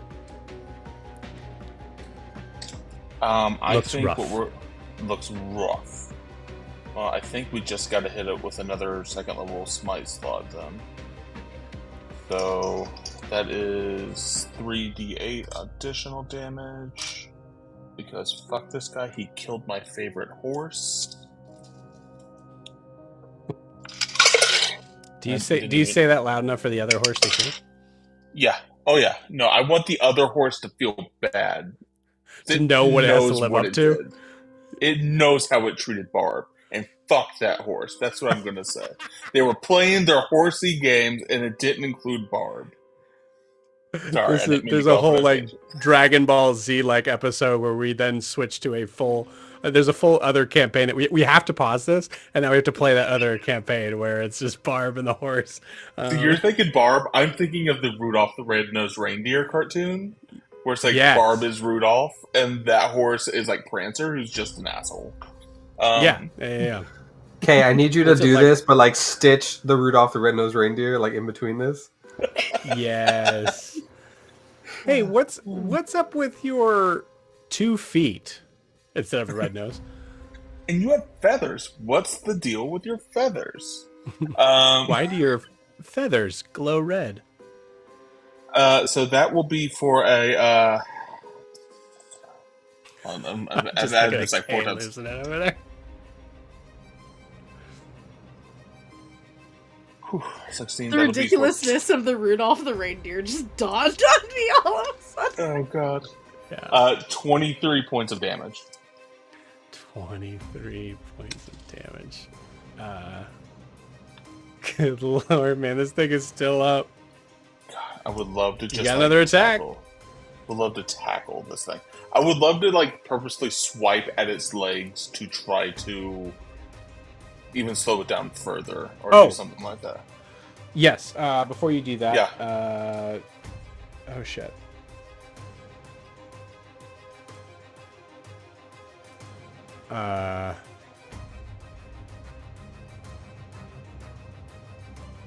Because it did not take its reaction yet, and it only reacts when something hits it, and that's a nat 20.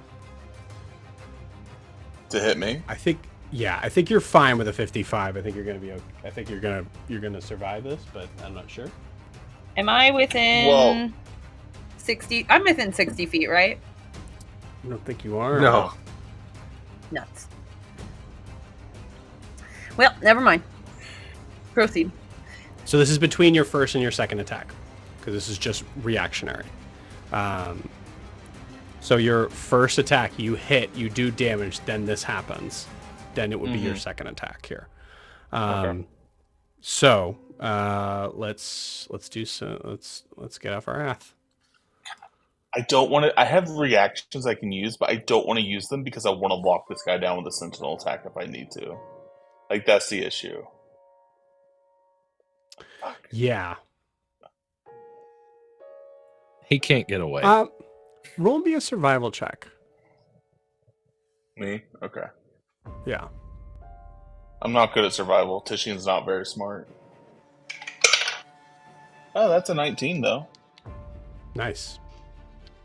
So with a 19, as you see, you land this blow on this figure, and your fear is gone on that. Or is it beginning of your next turn or end of your next turn?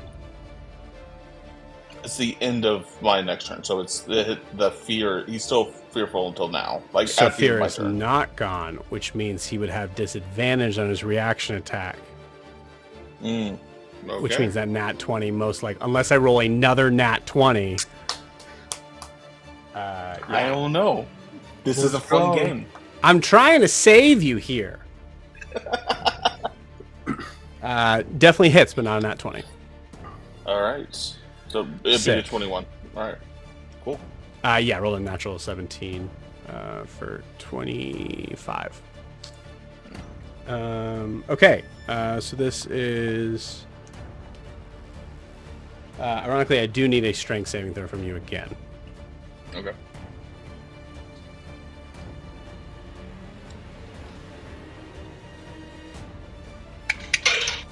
All right, 26. Nice. There it is.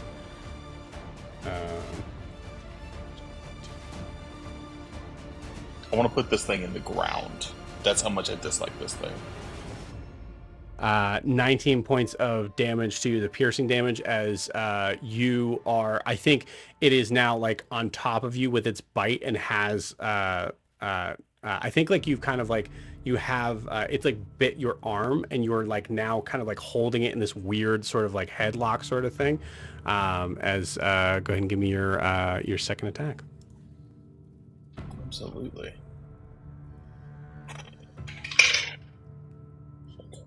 That's a 9 for. I believe that's a plus 9. 18 to hit. 18 does not hit. All right. Just misses. Just misses. But I'm okay. Here. And that's what's important. But you're here. You are here, and I will say this: as it has turned to face you to make this attack, now able to kind of like wrench itself free, so you guys are not grappling each other here. Is no longer fearing you, and you see there is a moment where it puts its head like right up against yours, as if it's like trying to like literally back you down from it. It is not going anywhere if you are the only person here. Okay. Can I want to move on to the next person initiative, but Titian is wanting to also, keeping his head about him and knowing who we fought in the past, he's wanting to make sure that this creature is in control of all of its faculties. Like, he's wanting to know if this creature is being controlled by somebody like a Gwyncelli or something like that. Okay. So when the creature's looking into his eyes, he's looking back into them just to make sure that there's like life behind those eyes and not something else that's like a blister. Give me a nature check. Okay. 7. You're not sure. All right. This creature, I will say, with a 7 gives you enough the idea. Like, this creature is a monstrosity. It is something that is technically not a beast, and so in terms of that, it is something that actually seems to have been born and bred from the natural, just crazy, amazing, and horrifying wildlife of North Imea. You are not entirely sure if it's in control of its own faculties. You're not entirely sure if this thing has conscious thought or if it's just instinctual. I see something, I kill it. You're not sure. A North Imean original, if you will. Yes. Cool. With that, so Titian, that ends your turn. Yeah, that's it. Cool. Awesome. I'll give it to Titian now. Titian, give me a D100 roll. All right. D100, you say. 55.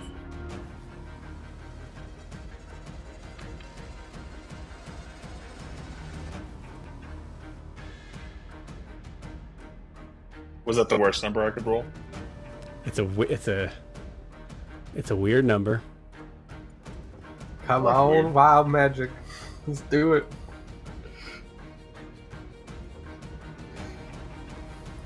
If Brer shows up, so help me, that would be amazing.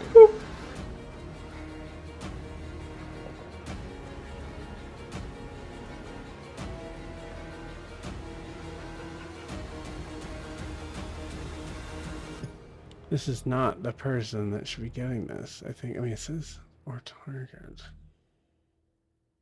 Haste is.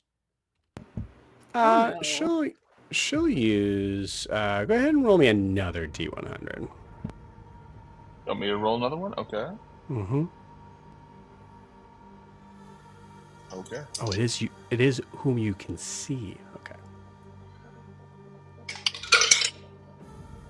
36. Okay. Let's see if this is useful here. Initial.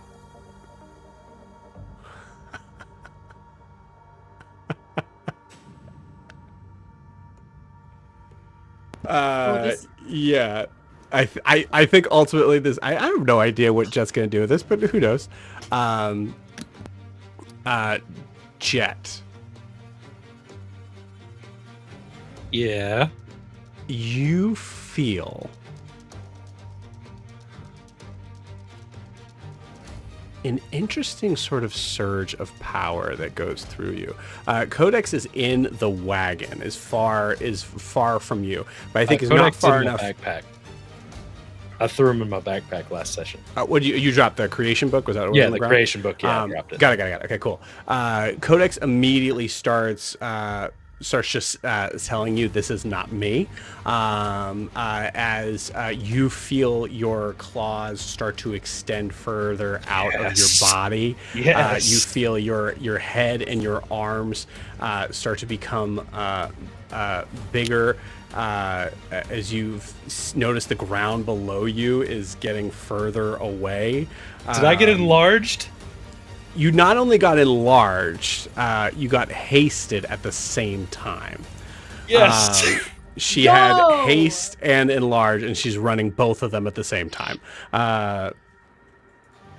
Jet's she is- cassowary lesson has paid off. Look, Jet literally has only ever wanted to be big and fast and strong like everybody else in this set, and it's finally his moment to shine, and he's already pissed off. Yep. It's gonna Very be good. For the So record, what- would work on Adim, would work on Titian, would work on Ewolf. Hell, could honestly really work on Prisha. But no, it's going to Jet because Adim is already hasted for one, yeah. So Jet, you become bigger. I'll give you Barb. I'll give you this because it's sort of draconic like.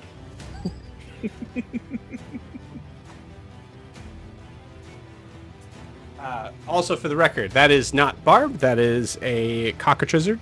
If you want to know what that is, come play with me in the campaign sometime.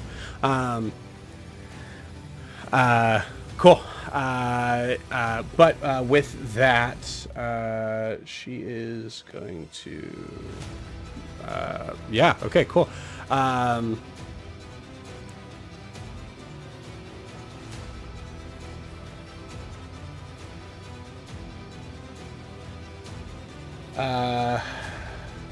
Jack, roll me a D100.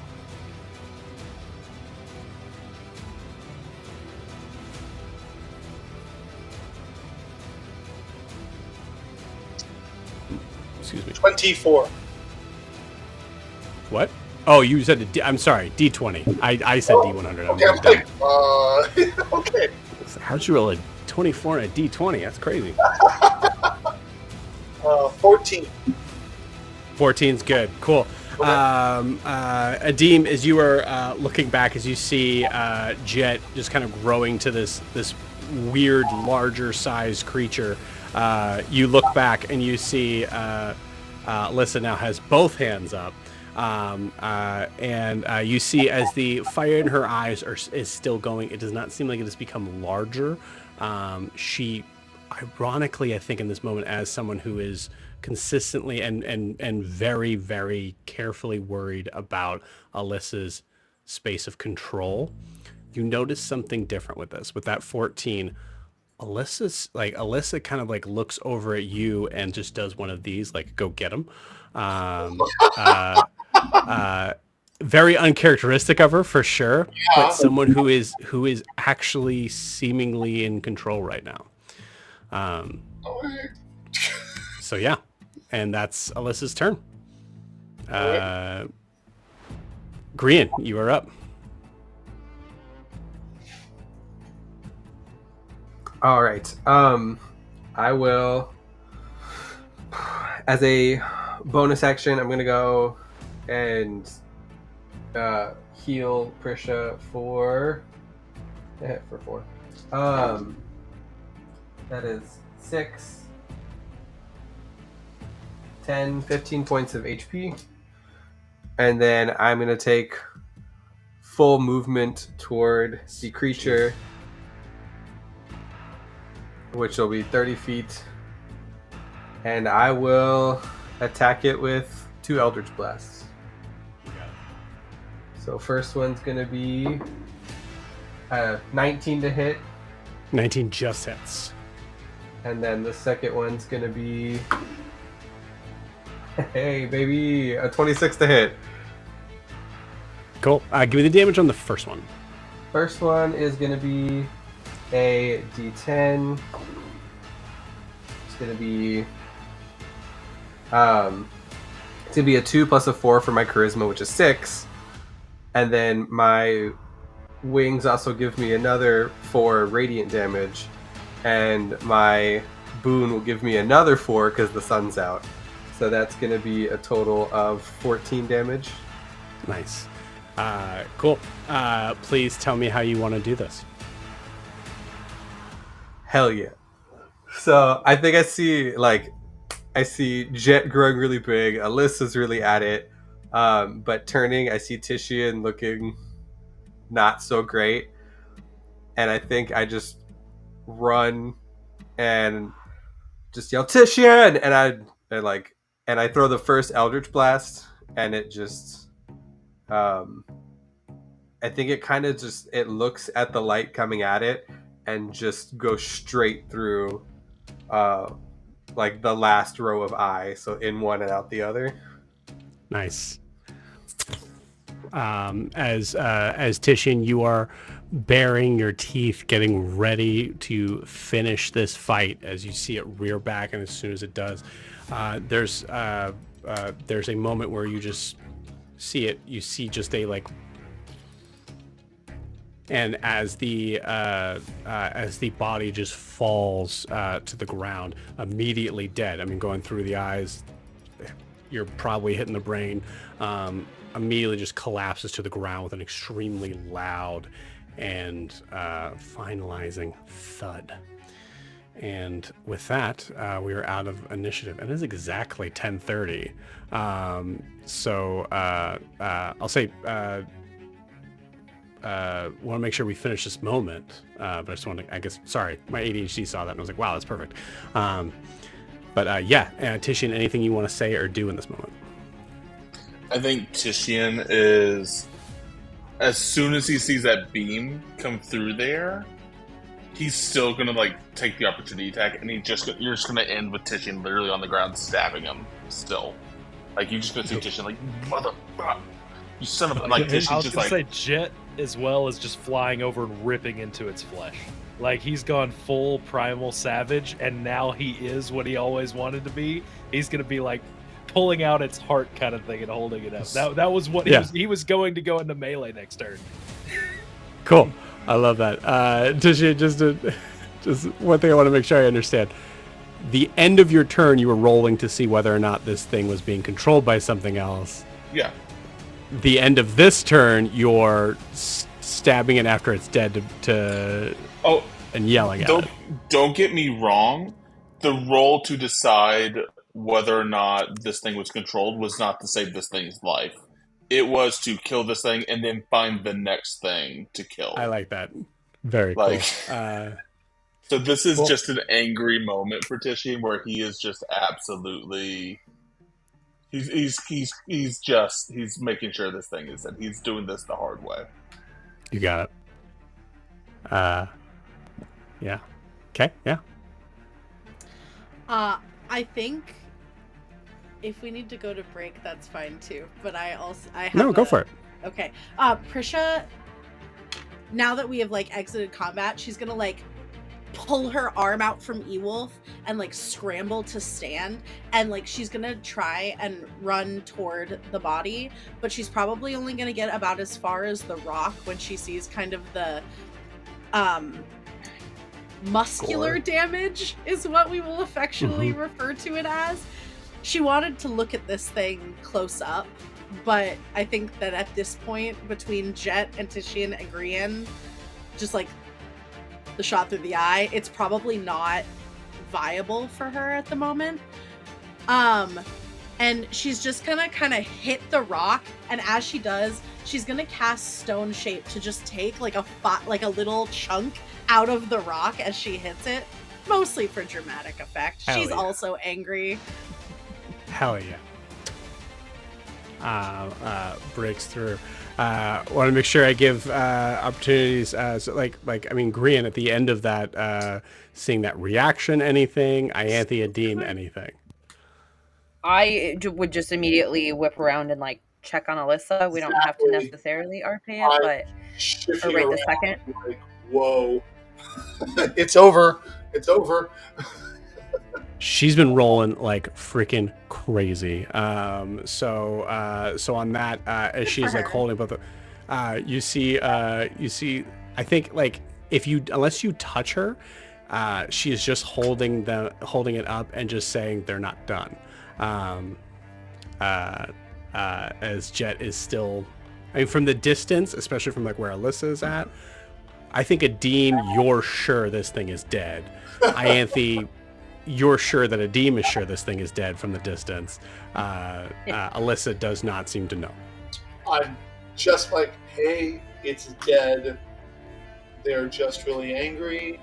You know, talking as calmly as I can, like I might to a warrior who's just like, basically, if I was trying to talk Tishian down, trying to talk Alyssa down, you know, like, hey, Same thing. put that weapon away. The weapon just happens to be you. I'm not saying that, but that's like what's going through my head. Okay, what does Adim actually say to her here?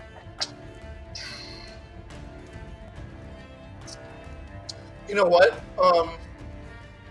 He stands in front of her and he creates a little bit of water and makes it float in a ball over his hand. And I say, see the water? Like trying to get her attention on something besides that combat. It's like break concentration. No, not exactly. And I just say, well, here's my idea: is I then take it and I say, watch, and I just let it go. And as I say, let it go, Alyssa, and I just have it just go gently to the ground and soak to the ground. Don't direct it. Let it go. Just let it be, like the water. And there's just a moment where like she like stumbles as she lets it go, and Jet, you feel immediately I'm stunned. You are stunned, and you are getting smaller in that like 6-second round. Yep. 6 seconds of joy followed by a single fear. And Adim, because she's on the receiving end of one of her blasts, just takes a deep breath and says, "That was a great job," and then looks at Ianthe and she's yours. Because Adim's heart is doing this, having flashbacks. It's just like, oh god. Ianthe, knowing what to like look out for and what to be paying attention to with Alyssa, you see the ground that Adim has been standing on with the water, putting it right in front of her. You immediately see on the rock that she is standing, steam starts to come up from that water that is on there. But yeah, anything Ianthe you'd like to do on your turn? I wanted to try to hold her hand. Yeah. I think even with the heat, just kind of grab her hand to give her like something tangible to focus on. It's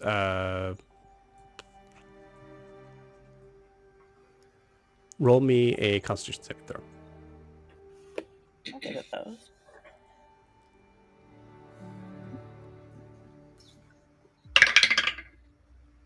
Uh-oh. I'm good at those, but that's really bad. It's 11. You're dead. You're obliterated. You become straight, just Red mist. Thanos into. There's nothing left of you.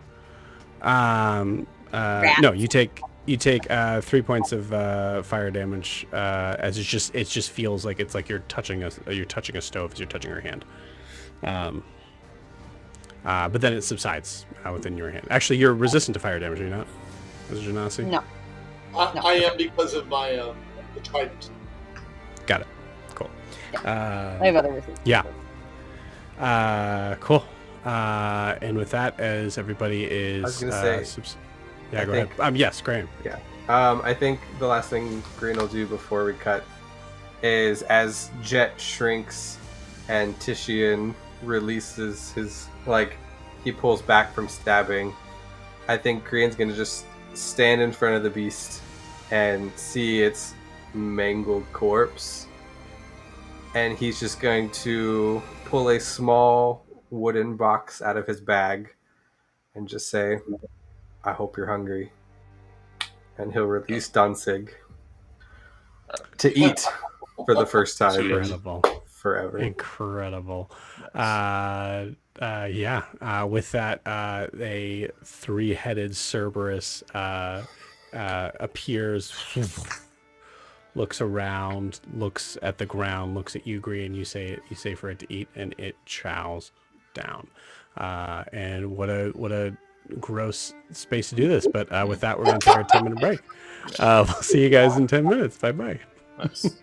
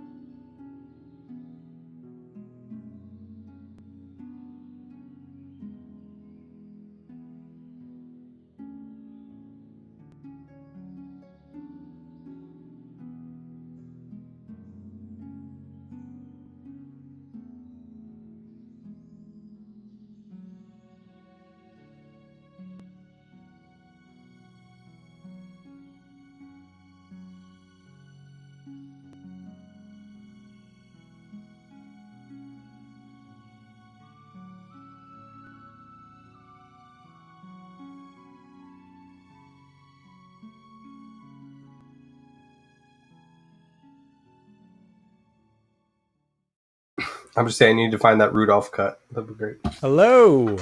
Welcome back. Hello. Cool. As we are coming back in, we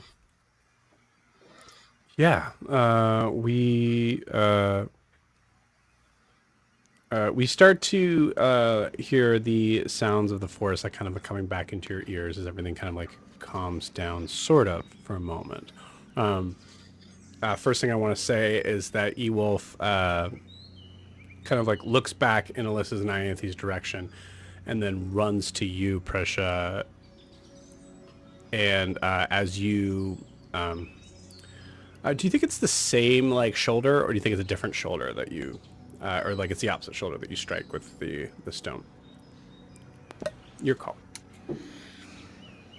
I think it's probably the same shoulder. Okay.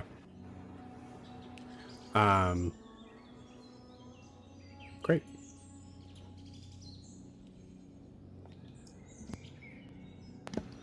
Okay. Hey. Well, I will say, Ewolf, like, the first thing Ewolf says, whoa, hey, no. And if you turn and look at him, that's, you can kind of start from there if you want. Yeah. As he seems to be concerned about the shoulder that he just healed. His first heal, by the way. Oh. Technically. I mean, Ianthe had that poor ankle. I rolled a nat 1. I really did sprain that ankle. Fair. But no hit points to fix. Yeah. Prisha's gonna turn, almost like she knows what she's done wrong.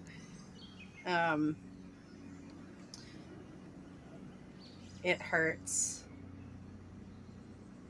She's just gonna like show him her shoulder, like, oh yes, it hurts. As I think the bandages are just like bleeding right through from you just doing a full movement and strike with your arm. Yeah, okay. Well. Okay, may I? Yes. Thank you. And he goes and walks away. I'm just kidding. No, he goes and helps you. I think that something that is going to occur to Prisha as he's like rebandaging her shoulder and kind of like working on it, and is that she has been mean to somebody who maybe didn't quite deserve it. And the last time that happened was at Eliane. And so I think that she's kind of just gonna like look at Ewolf and just be like, I'm sorry. I'm sorry.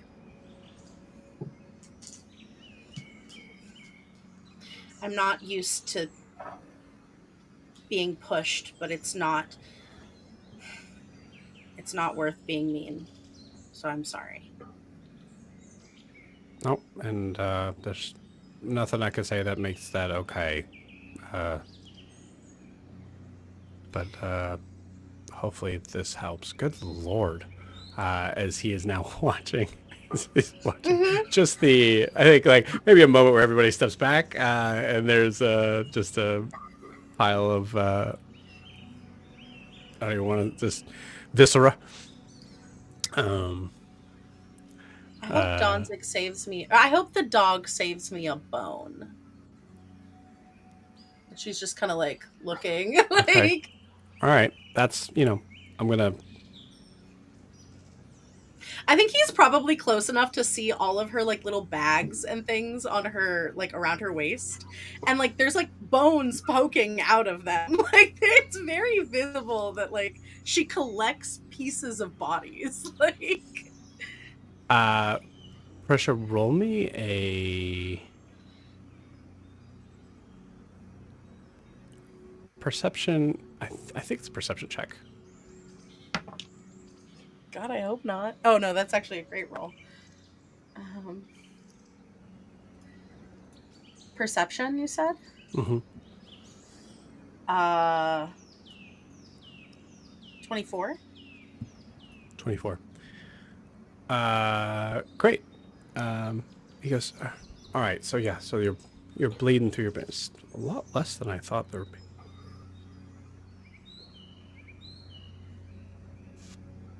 He just stops short and just continues to wrap the bandages.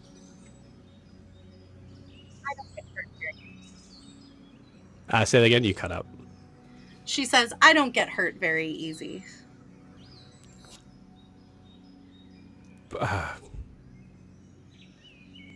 Me too. How? What? We're gonna cut from there.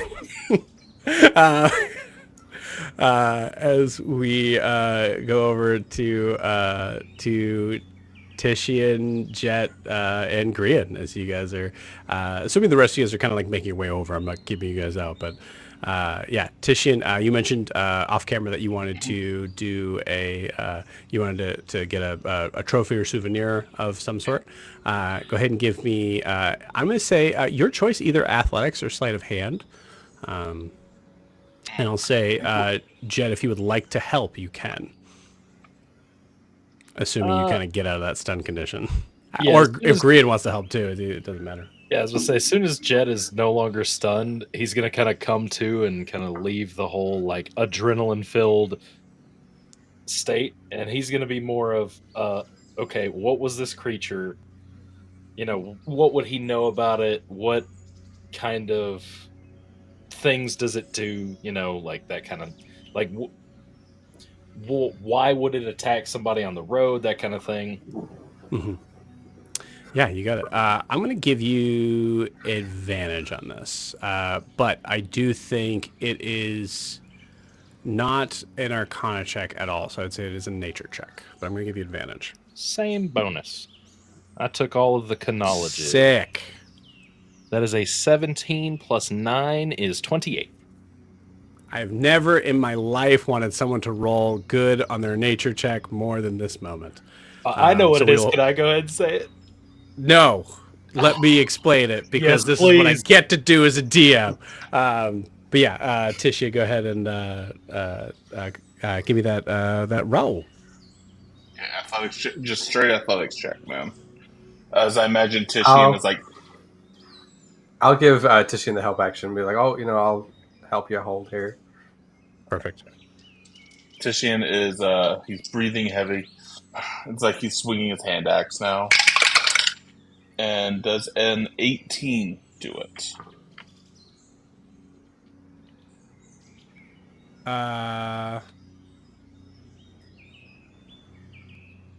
18, give me a Constitution saving throw.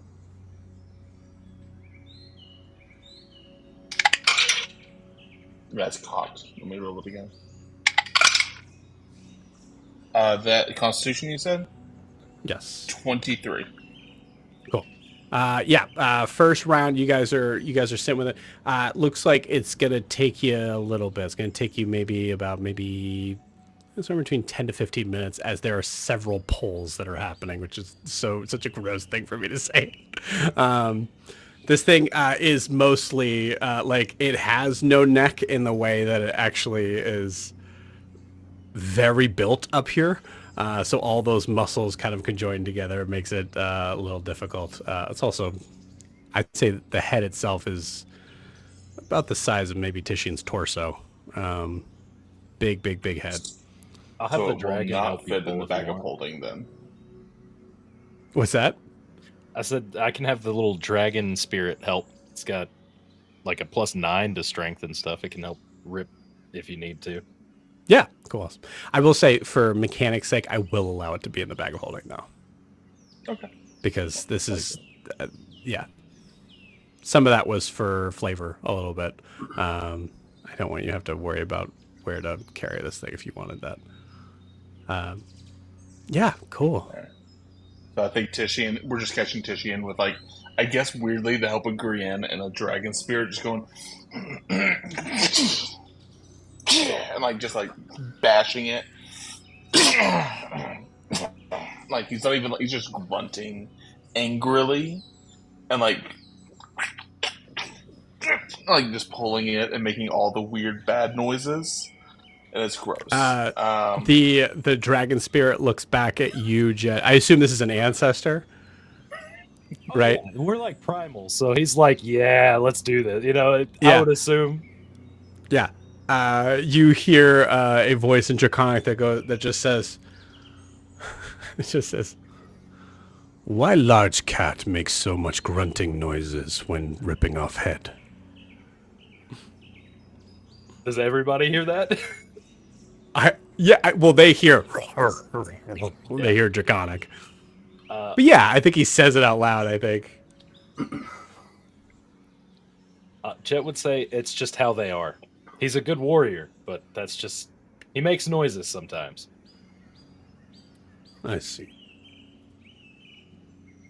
Yeah. Do you want the heart? And he'll like offer the heart as like an appeasement to his ancestor for helping him fight. Okay, cool.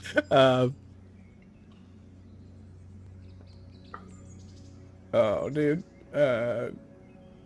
Your ancestor be a little dumb. Well, he's got This my pleases intelligence.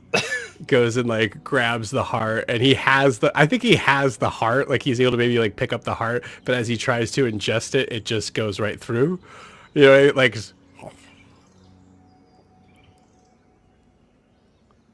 Oh. We'll work on that. We'll work on that. and with that, how long does Draconic Spirits stay up? 1 hour. Oh, yeah. Okay. All right. So he's hanging out for a bit.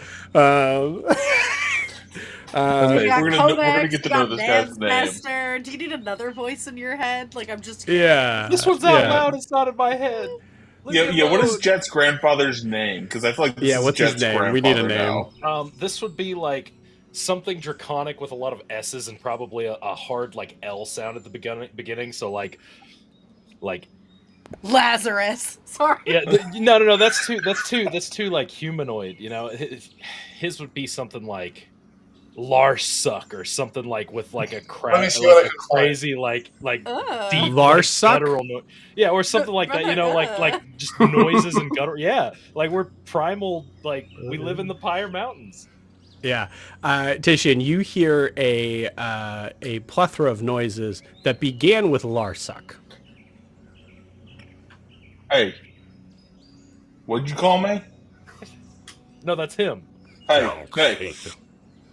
Tishian's just covered in blood Drops- right now, like all of drops the heart into Jet's hands. It's like Bumble catching it, and just like comes like walking up to you and just like there's a weird moment. Yeah. There's a weird moment where like Titian, you like if you go to head, your head actually kind of goes through his, which is weird. This is my Because like, it's a great uncle spirit. Larsuck. Yeah, it's a spirit, and we don't really know how that works. That's a. It's like part animated, part not. Like the claws Part- are definitely yeah. animated, right? Because he can claw attack. Right. And probably just like the throat for the breath weapon, but the rest is just ghost. Oh god. Yeah. So is he bowing up the Tishian right now? Yeah, he absolutely is. Yeah, and you feel the heat from his breath as he comes up closer. Tishian is just gonna bow up right back to him. What'd you say? Hi. He can speak common. He just doesn't know how yet. So he understands what I'm saying? Yes, but you don't understand Draconic. All right. What's a love shack? What'd you call me? Love shack? It's a little old place. Yeah. What does that mean? Love shack. Please Alright, don't are we gonna call my uncle Love Shack. Please don't. I think it's Love Shack, dude. I'm telling you, I think it's Love Shack. I think it's. I was like, I don't remember what we named him Uncle anymore. Love Like, Shack? it's just Love Shack. Love Shack's pretty good. Incredible. Baby, hold on, baby love shack? Baby love shack? What? Baby. What? Baby. I hate it here. He can understand common. He just can't. He can't speak it very well yet. This is the first time I've called upon him. Baby. Jet just like face palms and then realizes that he just smeared blood all over himself, and he just looks down and he's like, "Oh," and he just starts casting prestidigitation on everybody to clean him up. Yeah. No. Tishing just If goes you right wanna back to like, spar, like you guys could spar. I don't spar, and Tishing just goes right back to cutting the head off. Like he's just going right back to it. Well, I offered gonna if you pull want to it blow off. up steam, he's gonna be here for an hour. What? Yeah, that's how the spell works. Spell? Oh yeah. This is Draconic. Yeah. Jet's gonna like telepathically link and explain everything that has happened up to this point over the next 20 minutes. I don't think your grandfather likes it. I just imagine that your grandfather, as we're making him on the spot, at least in my head, I don't know about you, I just imagine that your grandfather is a dragonborn that understands magic in its like wild and primal sort of form. But like, I cast a spell with like tools. Hell no, not my son. Like that sort of exactly. thing. Like, And that he's like, look, I did this because everybody thought I wasn't good enough. So he's going through the whole like righteous I did this. It's like no one else would do it but me. I relied on myself to get this far. As like I want to tell you, a grandfather who's been dead for whoever knows how many years. I was like, there is a modicum of like, so like your parents would be like, for sure, no roll. They think you're dumb for not just using your, dragonness. But grandfather, I was like, maybe like they'll be a little more understanding, like a second sort of generation thing. Rolled a 2. He is, there's a moment where Jet feels like maybe this ancestor would understand. And you are being shot down in the worst. I don't think we do the conversation. I think we just see Jet. We just see Jet's reaction at the end of it. And then, what does Jet look like at the end of that conversation? He probably doesn't look razzled because he loves explaining things to people. And this time he gets to write the narrative instead of the books that he's sharing. So he's definitely like, oh yeah, I was the smallest, but I've overcome that, and now I have your strength as well, kind of thing, like almost because his people are, primal, savage, like tribal, out in the wilds and out in the mountains. So it's like, yeah, this is true strength. I can call upon others from the past to relive their glory, kind of thing.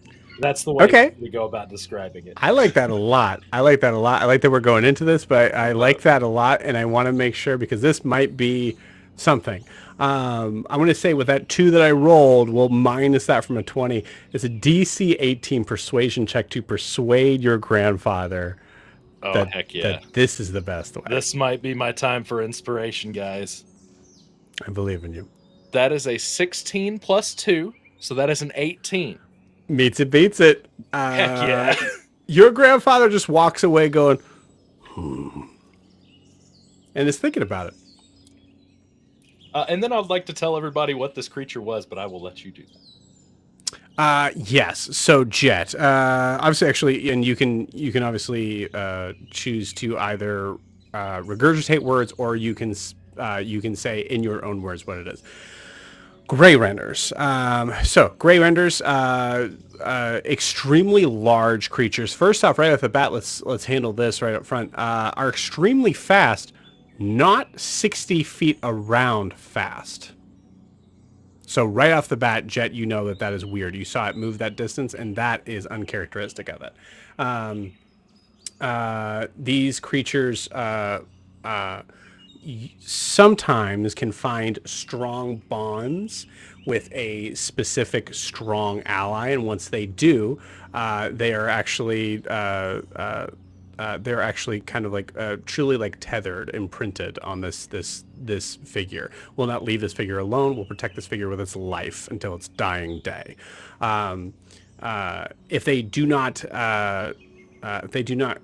create that sort of sense of that, then they are just wild animals, and they usually kind of like bond with its young. So they reproduce asexually. by nodules on their body that, when reaching maturity, break off. There was I don't see it here, but I think in the some sort of wiki stuff, I believe they only reproduce once. And a lot of times, I'll say with Jet, with your understanding of it as a scholastic sort of thing, there is a big precursor to if a gray render is attacking you, run. If a gray render imprints on you, find a powerful wizard. Because, as it is explained later, gray renders are also, and when I say territorial, they are extremely territorial. So having a humanoid sort of ally that it is bonded to can be just as much a problem as it is a boon. It's basically a giant rhino puppy. Yep. But also extremely, extremely lethal, as you have seen. Yeah. Yeah, go for it. Did anybody tell Jet about the snake last time, right? When there were warning, didn't Nadim say something about there was a snake here last time that was very scary, and Tishian kind of described undead with it? Did Adim say that? I think Adim said something about a snake, but I don't remember much else about that. Deem said it was like a reptilian, horse-like, snake scaled. I mean, snake came up. He didn't say snake, but yeah, Deem did his best to describe the creature they met at their Ianthe, Tishian, me, and Saita met at the first meeting. So, would that creature be able to use magic in a way that it could bind with a gray render? That's just like, would that thing be able to bind with this, or would it be? And then it's going to click for Jet what he thinks actually just happened, and he's going to not say anything else because who all's around? Where is Alyssa? Pretty far. This is like away. Okay. Yeah. It would be like it could have been trying to imprint on Alyssa being a powerful magic user. So You say that out loud? yeah, but like whispered with the people around. Okay. This thing imprints on people. Yes. It binds with one person, and if it, like I said, if it binds with you, normally you need somebody powerful enough to stop that. Or in this case, potentially a group able to fight it off. Does it travel in packs, or is it this? No, not normally. Normally they're kind of. I mean, they travel in packs with whoever they're bonded with. They'll be like at their beck and call. Like I said, they're like puppies and rhinos mixed. They're massive hulking creatures that are very much like a young dog. Like whatever you need, it's going to be there. Well, then I guess it's a good thing this thing's dead. Do I also know that they're like likely to like target specific things? I would say that in their like kind of like rage, typically they won't stop attacking something until it is no longer breathing. However, it is also a wild creature, and in this case, it realized this was a fight it could not win, and retreated. Can I, Joe? I had an idea. I'm sorry to butt in here. Just out of character, sort of talking out loud. Was Alyssa start of the fight? Was Alyssa on the carts or off the cart? She was in the rocks beside it, right? And I was about to bring up, not that Dean would, because he can't hear this, but that thing was not targeting Alyssa. It targeted the cart. She was on a rock, we went after the horse 10 first. feet away. Yeah, we were, the horse, but we were not. No, it wasn't coming after me and Alyssa.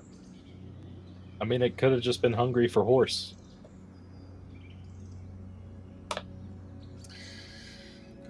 Ah, fuck. Speaking of which, fuck, the horse. Yeah. I'm gonna roll for Danzig here. Danzig hears you say horse and one of the heads turns and looks in the direction of the dead horse and just kind of like looks at you, just like. I mean, there's nothing else we can do. We with should this. drag the horse around the rock so that Um, it. Yeah, it's like Jet's like, oh no, it's gonna eat it Okay. right in front of the other horse. Good. Show the That's other true. horse who's boss. Is there a She roll for wasn't this? mad about No. the horse. He was The mad horse- about Barb. I think what happens is the horse immediately screams, kind of rears back, and is going to start to try to take off. Yes, Prisha, I see that hand. I was going to do something slightly different, but in response to what you just said, is it possible for, it's not exactly the same thing as like speak with animals, but is it possible that I can, oh, never mind. I was going to try to use beast sense to calm it down, but that just makes me able to see what it sees.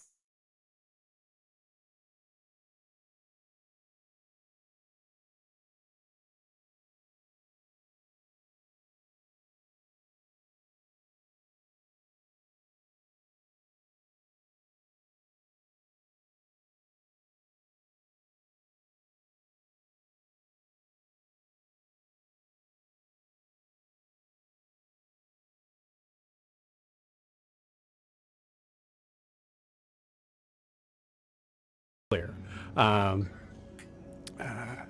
Druid says, let me make one. It's fine. Within 5 miles. I mean, I could always Uh, polymorph somebody. Polymorph Okay. in a wild shape. Let's go. Oh, I'm not Unfortunately, doing though, it. I'll do it Prisha's on wild somebody. shape. Prisha's wild shape horse would look like a dead horse. Well, The- good news. I can also resummon Barb, and we can try to hook Barb up to it if we wanted Barb's not to dead. try that. Okay, so first off, you're going to be dealing with a runaway horse first, so let's handle that. But just for the record, Pressure, to answer your within 5 miles, as I imagine there are a couple of blips behind you. No, 5 miles. You guys are way further than that. No, nothing comes up. As I imagine that horses are a South Limean creature because it's calmer there, sort of. Okay. I love that spell. I also rolled for it, for the record. I didn't just pull that out of my butt. So does Ianthe see the horse freaking out because she's close? Yes. So let me, because this is happening instantly. Okay, cool. So the horse is bounding off. The wagon wheel rolls over the dead horse as Danzig is about to kind of like chow down on it. You see Danzig kind of like pull back and just start like growling ferociously, and now starts to follow the cart. The cart is going actually kind of like straight for Ianthe because of where Ianthe is. So Adim and Ianthe, you guys kind of see a cart that is not going to hit the rock, but it's your horse and it's your cart. So I would say, yeah, both Ianthe and Adim, you guys are probably first to react here. Ah, I got almost nothing. Can I try with my limited skills with land animals to calm the thing down and stop it without being Yeah, trapped? Okay, absolutely. sure, why not? I'm like, whoa.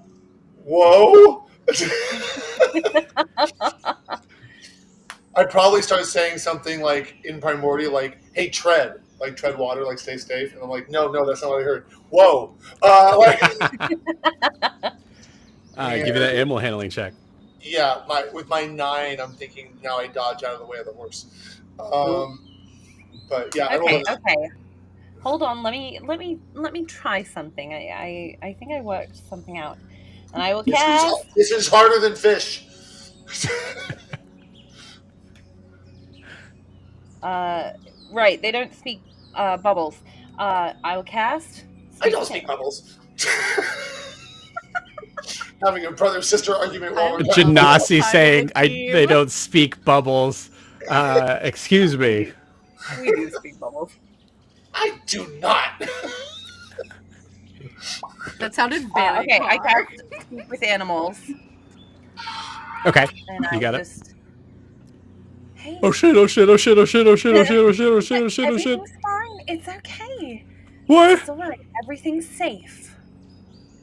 I know, that was really scary. But you were so Frank! brave. Frank! Unfortunately, Frank is no longer with us. No! Did I I'm catch you? Frank! Who's that? Oh, never mind. Am I dead? Frank. No, you were very brave. Looking over You at it. see- This isn't going Yeah, right. This it's- isn't working the way I thought it would. I think it has neighing stopped sound, in its dare track. you. Like it hasn't moved forward, but it's doing the nervous sort of trot back and Like forth trot. thing. Yeah. I don't know if I have any snacks or anything. I'll pull out. I have a very old squashed a good berry that is no longer a good berry, but is still a berry. Am I And just, alive if hold I it eat out that? for- I don't mind at all. No, am I alive if I eat that?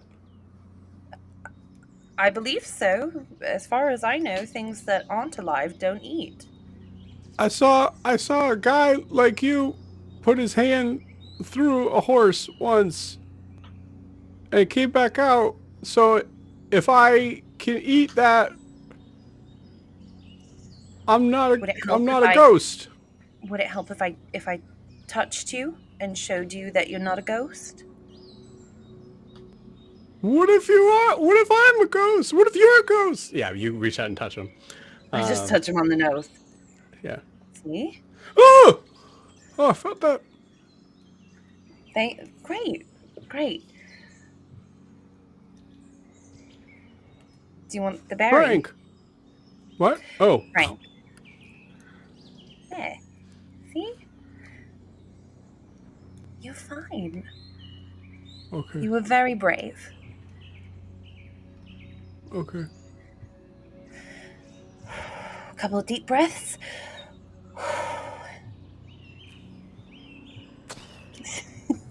And let it out. There you go. Okay. She gonna be okay. Who?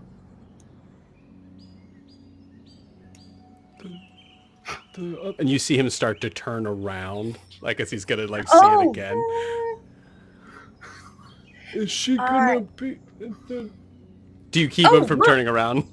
Yeah. Yeah. Oh, look, Yeah. I have another, and I just grabbed like a clump of grass. Look what I found. Prisha's That gonna must be- druid craft something in like hay-like and just hand it over to Ianthe casually. Just apples. Incredible. Thank It you. must I don't know it must be what good. to do. It's in your hand. You're giving it to me. Must be good. And he goes to eat it. Absolutely only the best for you, Frank. And I'm like gesturing to them, like, get that thing out of here. Hey, He just like hey, runs DM. over and put Danzig back in the box. Look, we're good. A Dean mutters as he walks back to Alyssa, "Yeah, I don't speak bubbles, but you speak Winnie." And I just I throw the clump of grass at him. Oh, got him. Hey DM. Yes. Prisha Yes. wants to cast Dance Macabre on the dead horse to create a skeleton horse. I hate it. Yeah. Yeah. Yep. It's up How long to does 5 creatures, and I'm oh my goodness. it's 1 hour, and I can cast it once. It's a 5th level spell. I can cast it once, and You it only chose lasts you an chose to hour. do this after Danzig is eating it? All I need are its bones. I know. You did at least wait What- for Green to put Danzig back I in, so sure that's good. did. I'm just gonna Wait, so roll. time out. How are you upset about Codex if you're like making skeletons and stuff? Come on now. But this is a Skeletons are skeleton sheath normal wear. and natural. Skeletons exist everywhere. Well, But Codex being existed at moved one to point. the plane of death is not fun. As Priscia's gonna pet it. You see its as Prisha pets it, you see its head just loll a little bit too far off, and just like no, and it's swings, yeah, swings like this, like so it's facing the ends upside down. You're just out of reposition. That's gonna be the rest of this session. Is us just dealing with these horses. No. What have we done? Yeah. To be clear, it is not just bones. This is a full no. zombie horse. So there are skin, there is ligaments, there is yeah. Deem is Hanging just viscera staring and nerve slap endings. God. Yeah. Yeah. I looked up like stat wise, totally fine whether it's like zombie or skeletal because of the time that is spent, which is not a lot, eating this thing. Yeah. I think it's just barely connected. The front and the back of it are barely connected. Yeah, but you will I'm see helping. this. This is Yeah. me helping. Well, Is everybody all right? yeah. Okay. Are we just Fishy, you just- okay, bud? Tishian is just sort of keeping to himself. I don't know. The party's in front of the trailer. Or Yeah, I think the everybody's wagon? back at the wagon, but if you wanted to stay where you were, you totally could. I don't think he's like staying where he is. I think you sort of see him like, I don't know. Like I think he's just sort of everyone is back there. I think there's been a lot of commotion with the horse. Mm-hmm. I think Tishian is. What time of day is it, Joe? Like, would you say it's? It's beginning of the day. Yeah. Oh, is it this still morning. beginning of the day? Okay. Yep. So, Tishian is. You see him sort of like looking at the head a little bit like this that he just pulled off, and I think you see him just sort of like stuffing it into the bag of holding. Well, hey, what was that, Jet? You okay, bud? You good? Yeah, I'm great. I'm doing awesome. You got hit. Are you physically? Are you okay? I'm good to go. You Feel sure? great. looking at Titian, looking at the undead horse, looking at Titian, looking at the undead horse, and walks over to Titian. He can't deal with that right now. Yeah. Yeah. Hey, Dean, what's going on? I just needed to be somewhere a little more sane, and you chopping the head off something we just killed is more sane than that. Yeah. No, yeah. Do you need help? No, I'm doing great. I was just getting. I trust you. I'm sorry, you trust me? What? Yes. Was that a question? So I actually couldn't quite hear what a demon I said. said I trust you, like meaning like you have the head, whatever. Do you need help with the rest? No, I think Dawn's. I mean, there's some stuff. Should we leave it here? No, I guess we should. I mean, I reckon we should just kind of keep getting on, right? Okay. Like we still got a lot of ground to take up. I see we got a bone horse over there now. I do not understand. I don't understand. I go down, grab a pebble from near where the thing died, and put it in my bag. Cool. I understand. That will bring me back to the physicality of I throw things. Nadim, Yes. nature or survival check, your choice. Better chance with survival, so I guess survival. Okay. So make the check. Yeah. Okay. Oh, 21. You notice with this creature, there is 2 toes on each foot that have these long, extended claws. You saw those claws seemingly rip through anything, and the idea of like this being just like natural bone is very unlikely. There's something heavier that's going on here. It's kind of in like the shape of like a slightly curved dagger. If you think that idea crosses Adim's vision of if someone was able to do something with this. Hold on.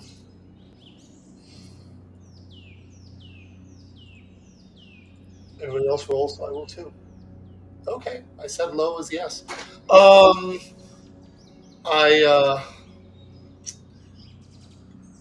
I sure, why not? I will play it in that he looks at it, thinks martially for a second, and then remembers Bix, always collecting body parts. Thinking that these could be daggers, maybe? I don't know who would make what out of them, but sure. Yeah.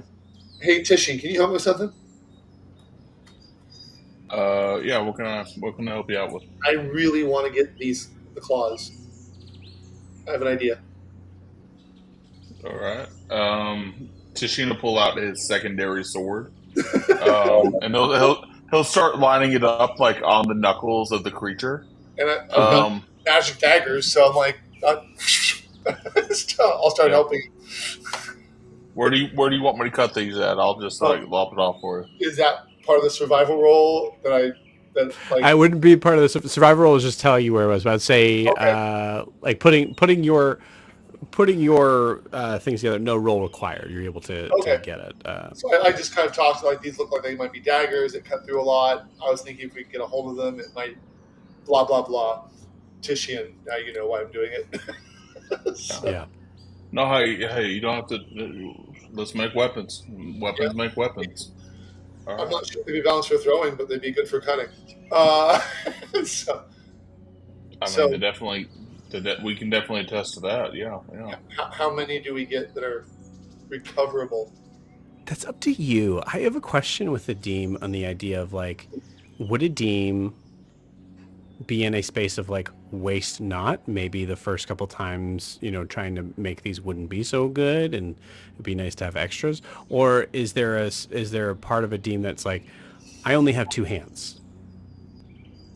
Well, so Adim, so that's a good question, and Adim is. So here's where Adim is. Adim is to a little bit waste not whatnot, but also there are 6 of us. Adim's not all about him. He's like, there's 6 people in the party plus Alyssa, maybe 7, 8 with Ewolf. Okay. If we all have matching daggers for New Moon, it could be the new thing. Yeah. Roll me we'll say Adim. Roll me a D4. A D4. Okay, hold on. My mouse is gone. There it is. I found my mouse. I got a 3. Great. Awesome.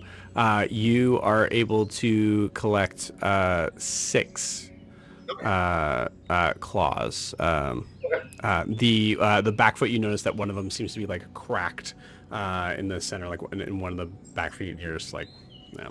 Also, this would take you like a full at least 10 minutes to do. Okay. Since I'm taking them anyway, can I take the cracked one? Sure. The reason I'm thinking is if I ever am able to give these to somebody to make something out of it, I can say, hey, here's a cracked one so you can see where it's cracked so that you know how to work it. I love that. Yeah, because I am a martial guy and I'm like, hey, I things break. Here's how this one breaks. Don't break these other 6. Nice. Yeah, I like that. Yeah, go ahead and put in whoever is collecting. Go ahead and put in 6. 6 gray render claws. 6. I'll put 6 good gray render claws and 1 broken one. I like it. Cool. Is gray render 1 word or 2? It's 2 words. 2 words, okay. And then 1 broken. All right. Thank you. Yeah. So what's Grian up to? So Grian, you said you kind of came back. You got Donzig back into his reliquary. Yeah.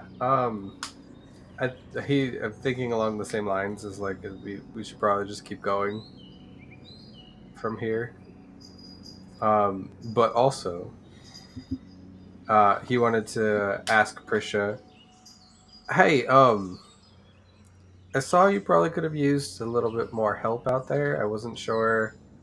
Could you wear leather armor at all, or you think?" Prisha does have leather armor. Let me double check that. I do believe that is the case. Yeah, she has leather armor. It's probably not great. She kind of like looks down. She goes, "Oh, yes, but I think it's old." We have a piece that Ianthe's mom gave us like a week ago. If you're interested in it, Oh, sure. Titian has it in the bag of holding. It's that blue weird fanny pack around his waist, kind of fuzzy. Okay. She's gonna walk up to Titian. Like, she's gonna just about face and just leave Grian, walk up to Titian, up behind him, and just open the bag. Oh, no, hold on. No, stop. Did you stop? Just smacks her hand. Just stop. What are you doing? Yeah, What are you Dean doing? was Told me there confused by was this. Like, armor. what are you doing? Grian told me there was armor. You're looking for armor in the bag? I And don't by the way, understand. are you sure? Like, out of character, Brandon, are you 100% sure? Because I don't have it marked in the bag of holding. I have leather armor from Sibelia, and it's magical. I didn't think we took that because I didn't think anyone had any use of it. She had told us to take it because she didn't know what to do with it. Yep, that sounds So I right. took it. Okay, that sounds cool to me. I want to make sure. I'm absolutely happy to be in the wrong here because this is awesome to give. He's just some magic leather armor. Okay. And also hold on. have So her be the bag man. Just sneak it in there. You're hold on, you're wanting to be the bag person now? I think she's she's saying to be Yeah. the character, the bag man. Oh, the bag man. Because there is a Swipe character people's known things as the inside bag their man. bags. Right. Oh yeah, no, there's the bag man. Oh, wait, Ours you is- open the bag. ours is I clear. always forget to do this. You open the bag. Hold on one second. If you're about to tell me that there is a chance everything falls out, I'm gonna cry. Just know that that'll happen. There's a chance that the world will blow up. Great. just FYI. Cool. There's a lot of stuff in this bag right now. Yeah. Neat. Cool. Sorry to right. to invade everybody's personal space. So 95 or higher. Okay. I think Green's gonna like reach down, grab his rocky talkie, and I said that she might be able to have that extra piece of armor that Ianthe's mom gave us. I didn't think she was just gonna walk over there and take it. You see her just like peering in. Yeah, I thought she would have like asked or something. Yeah.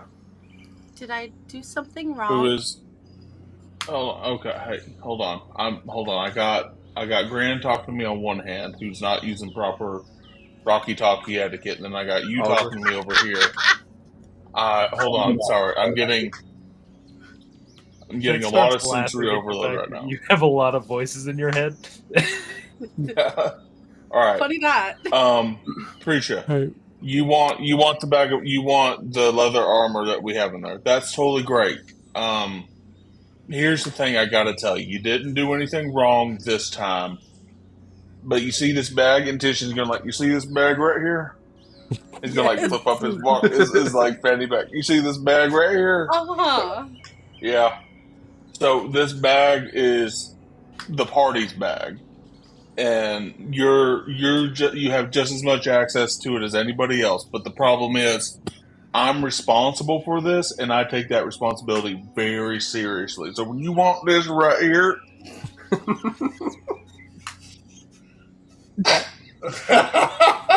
I'm sorry. Can we get a second take on that line one more time? Yeah, yeah, please yeah. one more time. yeah. Just can you make sure you're on your mark when you say it? Go ahead.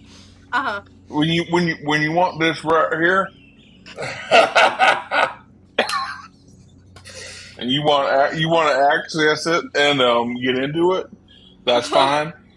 You got to go through the proper protocols to get to it. So, basically, I'm just asking you to ask You see when Bridget's you. eyes fully glaze over after the first half of that sentence, and she's got this big smile. I'm part of the party? That's what you took from this conversation right now. Adim is beginning to even have more respect for Titian with that response. And it's visible in his face that he's respecting. I wanted Prisha to become friends respects that with Adim, and I think that bridge is burning very quickly. I'm fairly certain that I, as some NPC, has said those words to Titian. I don't know who I was, but I feel like I said that, so I love that. Also, at this point, Ewolf has walked over to you, Ianthe.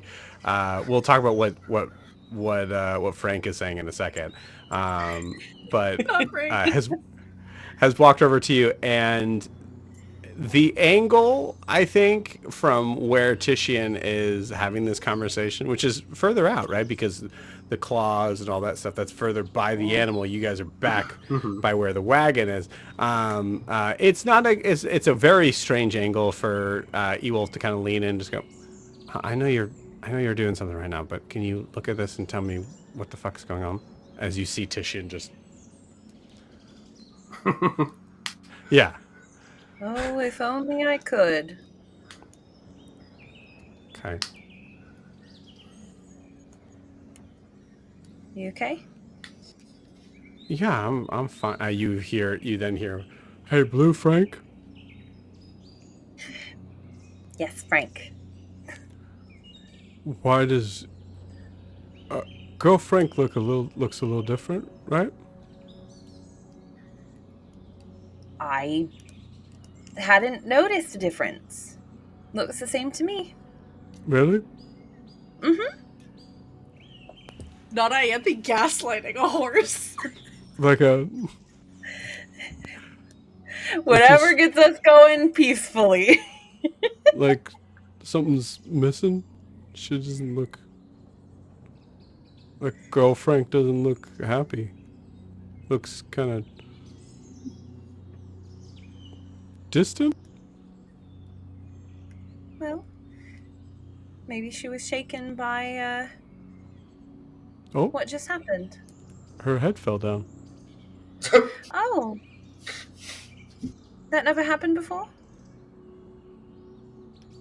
I don't know. Okay. Okay, well, I trust you because you fed me grass, which must have been good because you had it in your hand. I want only the best for you, Frank. Thanks, Blue Frank. You're very welcome. And just kind of does like the little like nuzzling face, full on. I think with Ianthe's like level of persuasion here, there's just no competition in this. Question: what happens to the zombie horse after the hour? Does it turn to like ash, or does it just collapse? The second one, probably. Oh no! Oh yes. Yeah, we'll find out. I think. Listen, this is clearly a thing where Prisha said, "I said I cast Fireball." So this is happening. You know what's wild is I cast Dance Macabre, which is a 5th level spell, and do you know what I have? Animate Dead. I literally have that spell and more spell slots for it, but no. No, this is better. No. This is This great. is better.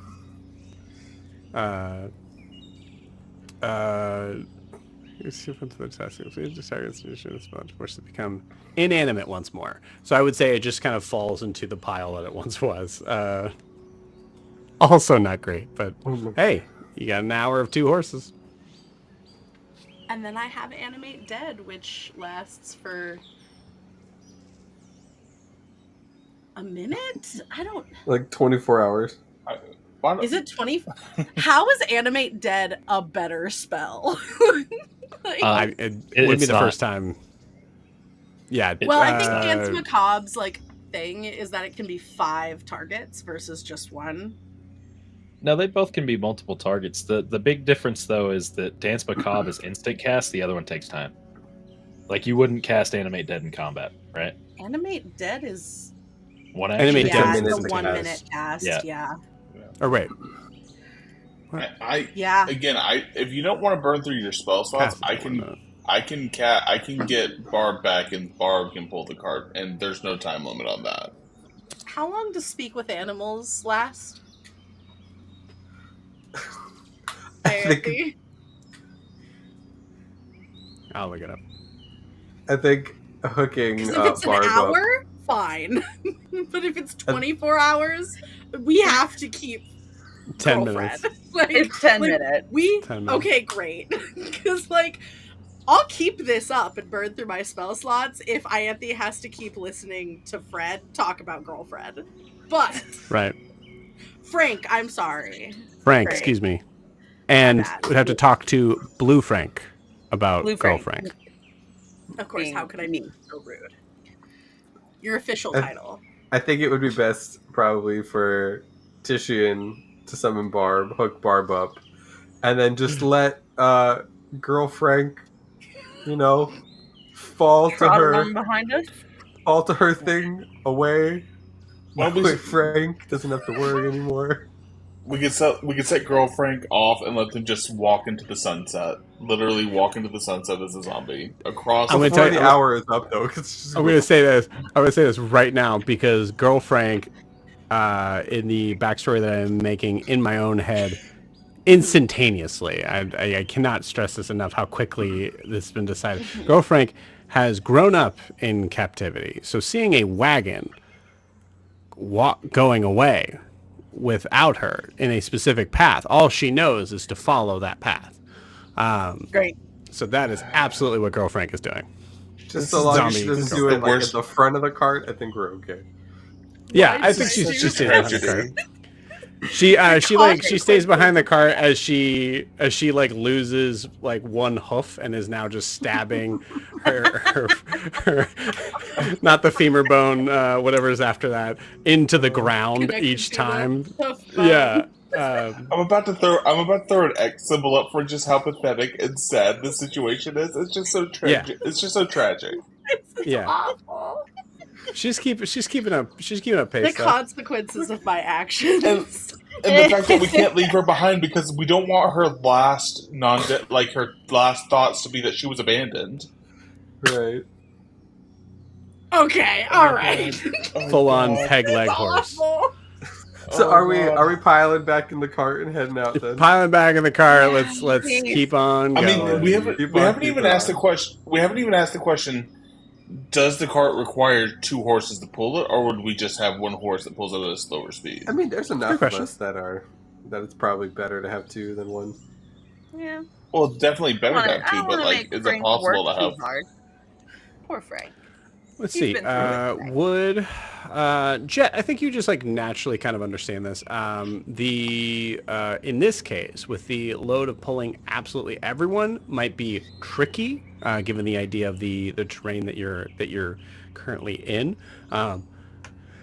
However, the bigger and maybe possibly more important thing that with 1 horse you are not able to take off with those. The wagon's max speed is the the general sort of walking speed, which would be like half of your movement speed in combat. So it is not very fast at all, and it cannot be fast with one horse. With 2, it can be for a short time. It'll just take us about twice as long to get there. Well, not necessarily, because I imagine you guys, because the general, and this is like a movement, D&D like movement sort of rules and like traveling. The assumption is that you are moving at the normal speed, which is the speed that you would go with one horse. It's the ability to be able to move faster when you need to in that. So it doesn't necessarily mean you wouldn't get there at the same time. It just means that if danger comes up, that's We'll a just problem. be less And there's likely also- to flee. Yeah. And Would- also, like, you could get stuck. Like, there's things like Okay. would Longstrider make the horse go faster? that. No, it would not. Good question. Okay. It's more I'll of a cast strength find. thing. Yeah, I'll cast find seed, bring Barb back, and hook Barb up then for this. Cool. I want to let you Barb guys is out. know. I love that. I want to let you guys know that I spent a full ADHD, probably about an hour after our session, listening to what cassowaries sound like. Yeah. Good. And Yeah. the culmination of this research is Is very. I'll try my best, but it's very difficult to do. They're actually They're the lowest sounding birds. Yep. Which is weird. But yeah. So you summon Barb. You see Barb just.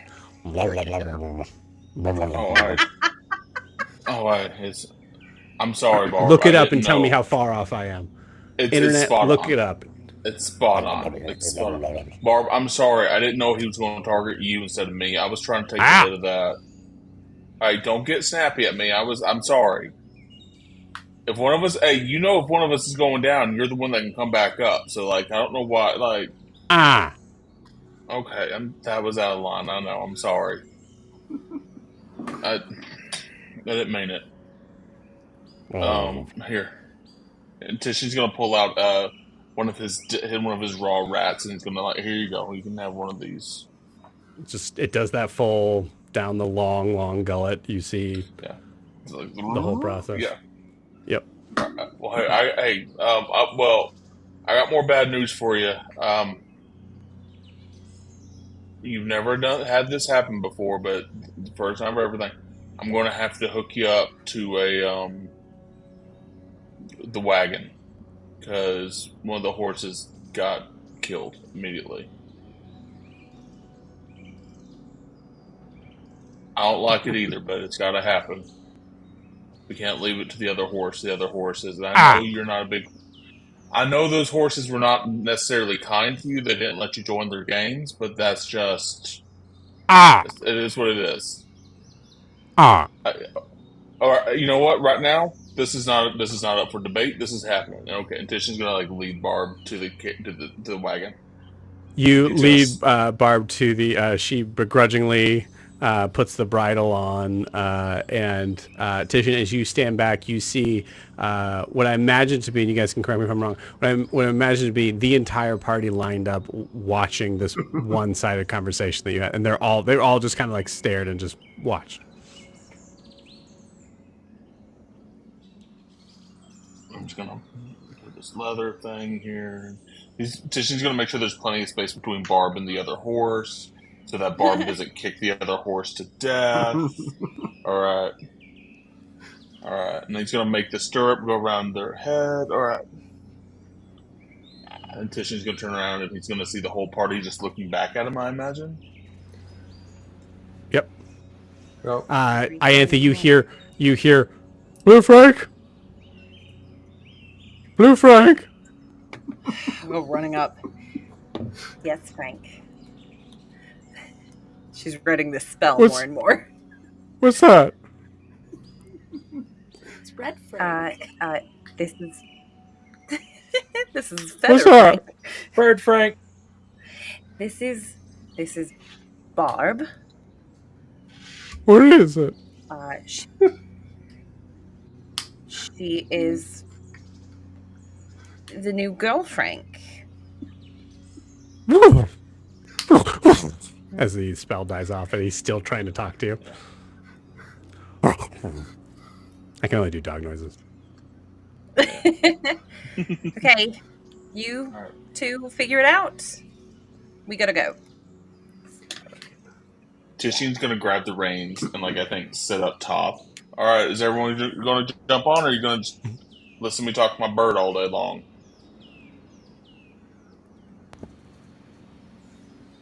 He's talking to the party now.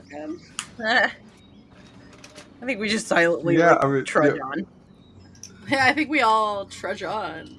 Yeah. Hey, Prisha, you just jump up to ride shotgun? Yeah, I think that she's gonna druid craft like a little apple, but like a crab apple, like kind of not a good apple, and she's just gonna hand it to Frank on her way to like hang out next to Titian, who is probably the last person that wants to see her.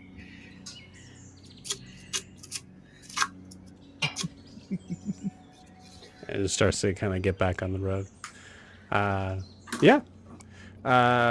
So as you guys are continuing on, all in all, I would say it's about I'd say let's simplify this and just call that an hour.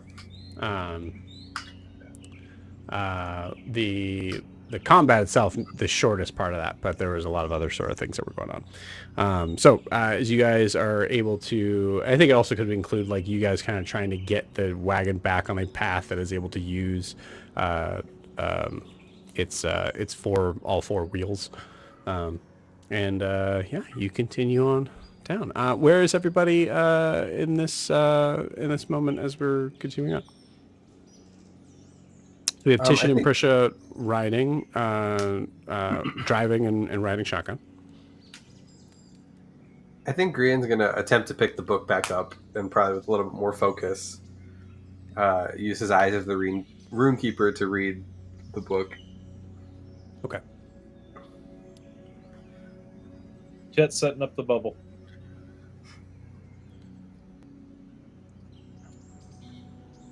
I'm sitting next to Alyssa. I'm braiding her hair as just like a comfort thing. Dean will stand on the back of it, even though that horse is disturbing, just so we can keep watch. Make sure it keeps an appropriate distance.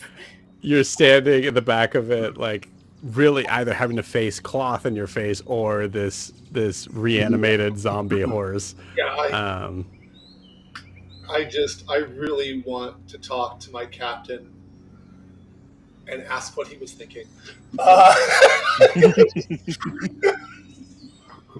Captain Marcellus, why? That's what I want. Yeah. This horse is just looking dead-eyed at you. That's fine. I got it, Joe. All right. All right. I'm just like, I think right now, I'm going to skip to the very end where we say what we're looking forward to. A demon's when the spell ends and it just goes, he'll be like, so there you go. Well, good news is the spell only lasts an hour, and it took us an hour roughly, so it's so I'd say about maybe 5 minutes of the journey, you just see it stop and just stare at you as you continue to go along, and then all of a sudden it just falls to a pile. Thank the gods. Anyway, and I do not say that lightly, but Dean does not thank the gods very often or at all. So. Would Prisha be able to hear Adim's? I assume he's being like a quiet exclamation of "thank the gods," but would she be able to hear it from outside? He's not hiding it. I mean, it wasn't meant to be exclaimed to scream to the heavens. Yeah, it was probably just spoken voice. You would be out of the bubble, right? Oh yes, well, unless the bubble extends out to the back of it, I'd be out. The bubble would be the back 10 foot or. I'm standing on the cart on the outside of the thing, so I'm probably outside. Actually, you would probably be in it because I didn't get the front two people last time, right? Yeah. So you would be in it. Okay. That just means that they can't hear. Or how does it work? Is it inside or out? We can't hear you. You can hear us. Yes. Heard. Okay. Never mind then. And I'll continue keeping watch with a little bit less agitation. Cool. You got it. I feel like Green would hear Adim say that, And he just is like looking at the page, kind of thumbing it, and he's like, "Well, the gods don't owe Ida a horse," and just like keeps going. Incredible. And I take Very out one of the good. claws and say, "Take it up with this thing's mom."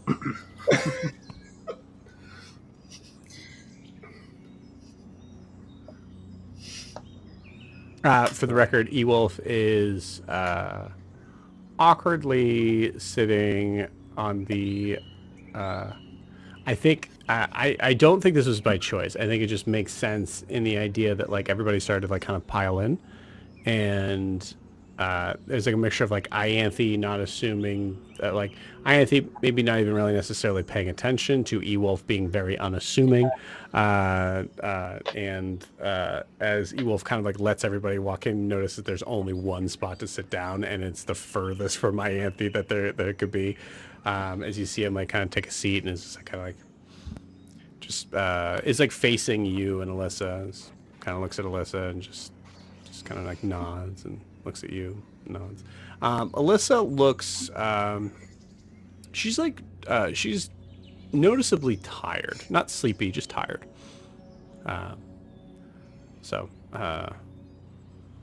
Yeah, I think there's a couple times when you are having to remind her to keep her head up so that you can fix this as you're doing her hair. Yeah. Just making it nice. Sometimes it's really soothing to have people play with your hair. So that's ultimately what I'm doing. Cool. From outside like on the top of the wagon, or at the seat of the wagon, how long, Titian, do you think it is, if at all, before Titian says something? I'm just curious. That's not prompting you, but Yeah, no. I'll tell you, and I'll share this a little bit with like what's going through my character's head because what's going through my like Tishian's head right now is that he does not want to talk. Like he wants to talk. He's fighting the urge to talk because he is traditionally like historically been a very like he loves to chat. He loves to talk. He's a very goofy character, but he's like trying to remind himself it's serious time. So I think like it's like I gotta be serious now. Ain't no time for that. Like he's reminding himself that. But like I think it's like literally 5 minutes down the road, and you just start hearing Titian going like, "Rocks are in the road. Rocks up there." And we got tons of how we can't get more grass in this. It'd be softwood grass, but we got like a lot of rocks right now. We're gonna keep going this way. And hey, Titian. look for the woods. Oh yeah, hi. Oh yeah, what's going on? I think I make people uncomfortable.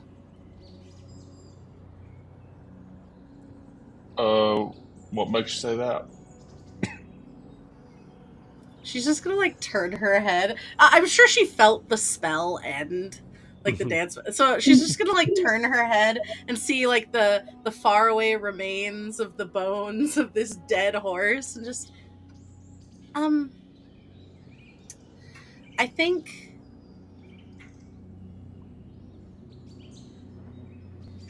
people don't like death. And I don't think I realized that before. So I'm sorry. Is that the right thing to say? No, I don't think you need to apologize for. No, don't. You don't have to apologize. You're who you are, and I don't think you need to apologize for that. I don't think it's that people don't like death. I think it's that people don't understand it, and in that way, they don't. It just makes them uneasy, if that makes sense. So like, but don't, if that's your thing, if you're into sort of the dark things, that's okay. As long as you're not hurting anybody, like it's totally fine. Yeah. But You're not making anybody like. I don't want you to feel like we don't want you around here or nothing like that. You know. It That makes worries no me. sense if you did want me around. You don't know me. Speaking with the royal you, obviously. But you don't know me. But Tishine doesn't understand the royal you. fair. I think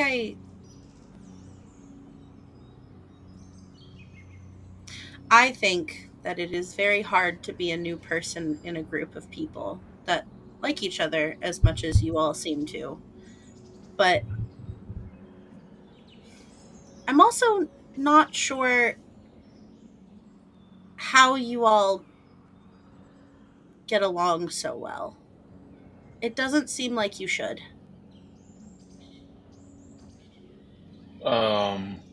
Hold on, what? You don't think we should get along? Why don't you think we should get along? Where I'm from, there is a social hierarchy. And Uh huh. and the people get along because they have to, because that is what we're told. But you are all very different, and sometimes I think Grian is in charge, and sometimes I think it's you, and then Adim is in charge of things, and I don't understand how that works. Um. First off, Grian's never in charge. You should know that right off the bat. But he's That's so just stately. he's very something. But no, I'm kidding. I'm kidding, Brendan. um, It's no. the offended faces across the It's just the screen. and like I attack was off laughing. screen. Like I was just laughing. Listen, Between this is Anthony and Titian. This is Titian. not Matt. This is Titian. I don't know. The two of them are married. They've both done it. What? What? I have no idea. I'm just kidding. Last time Anthony called her. I was like, "Oh, Grian loves to gossip." Oh god. Oh god. No.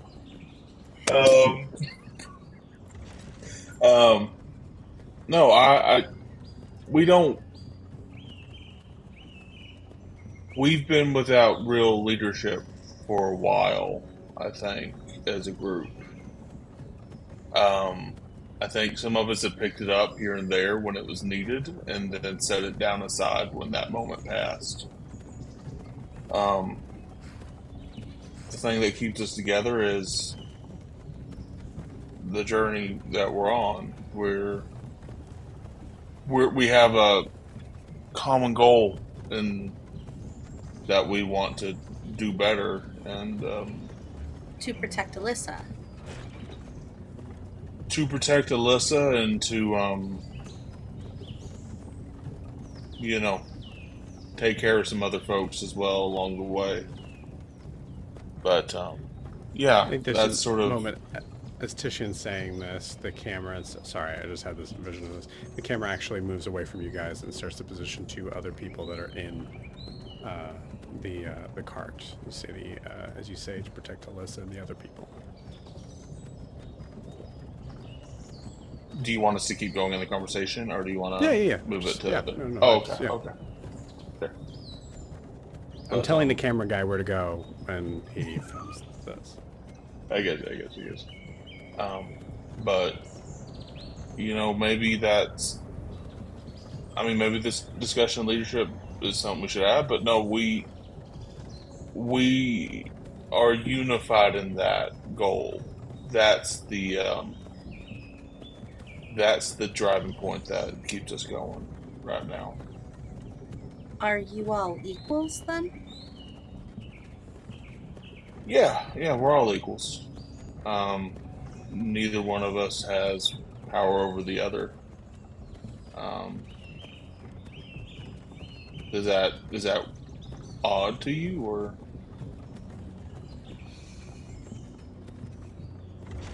Where'd my dice go? There they are.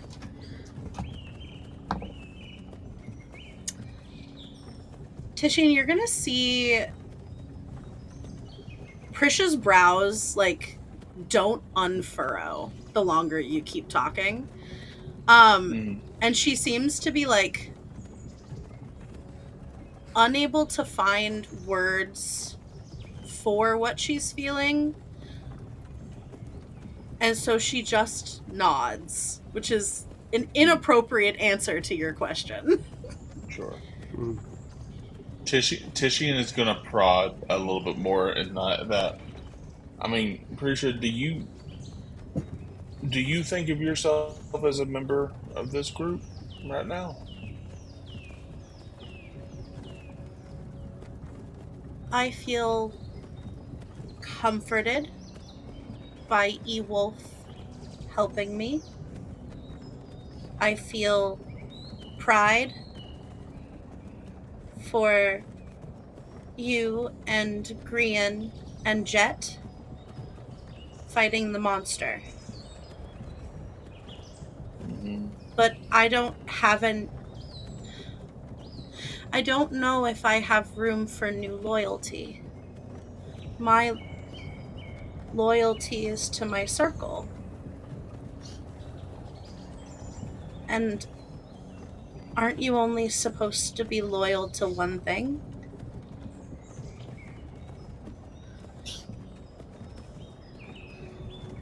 You're talking to the weirdest person. You chose the wrong person to talk to about loyalty. Shit. I think first and foremost, you got to be loyal to yourself, and then the groups you choose to follow only go as far as they align with that.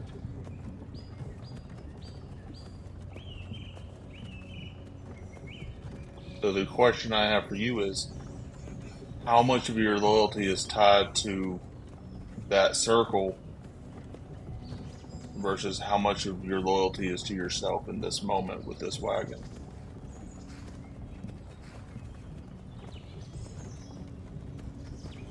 Please make no mistake. I would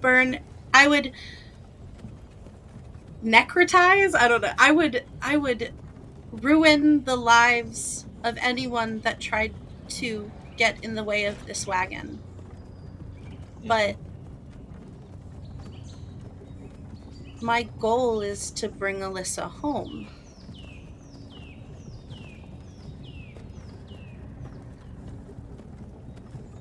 And what's your goals past that, though? That is a very complicated question I do not know how to answer. Well, is that a question you have the answer for? Yeah. Well, once I'm done here, I'm going to go out, and after I make sure Alyssa's safe in her bed or wherever she's going to, and once I've saved the city of Mir, I'm gonna hunt down every leader of the Roar and kill each and every one of them. Are these the people that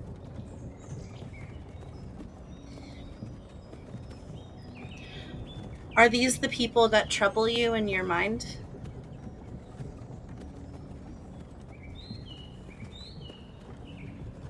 No. They're not the ones troubling me. Will killing them fix it?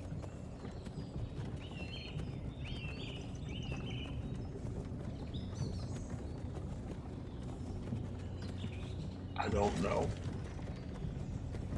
But what I do know is whether or not I'm fixed, they deserve to die.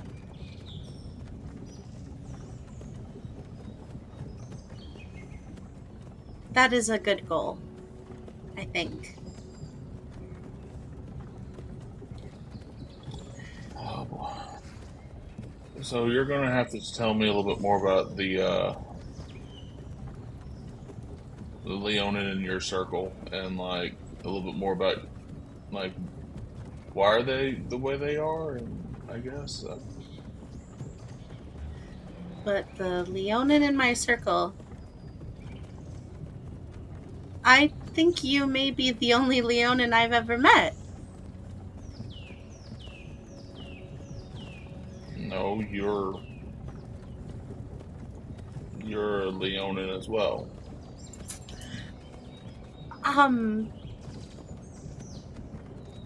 You were there in the. Go ahead. No, please. What makes me a Leonin?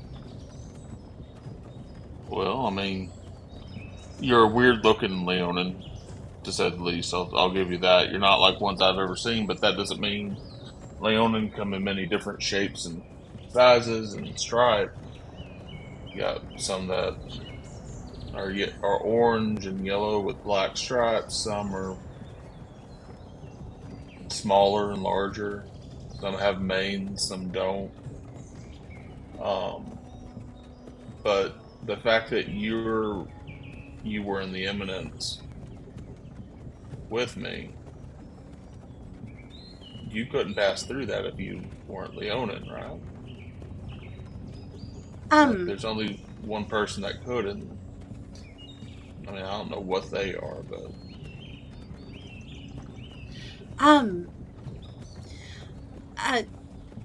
The Eminence. That is what you call your afterlife? yeah. Huh. I have been told I am a satyr. A fey creature. I am not Leonin, but I am happy that you think I could be. Prussia, check your Discord. Mm-hmm. Okay. This is happening right now. Yeah. Yes. Yeah. Is there something I need to... Okay. Nope. No, nothing. Alright. I mean, I wouldn't say it's something to be proud of to be Leonin.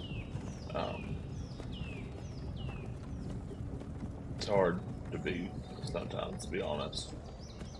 But, hold on, you're a satyr? Huh? You're... Yes. Hold on, what's the Prisha, what is...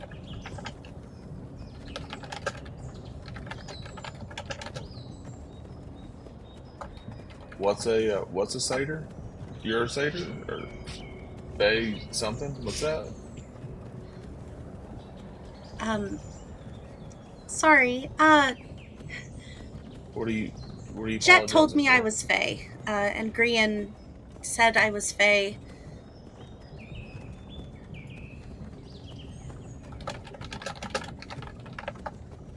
I'm sorry.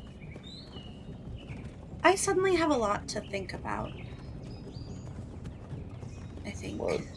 What's... So she roll me an insight check.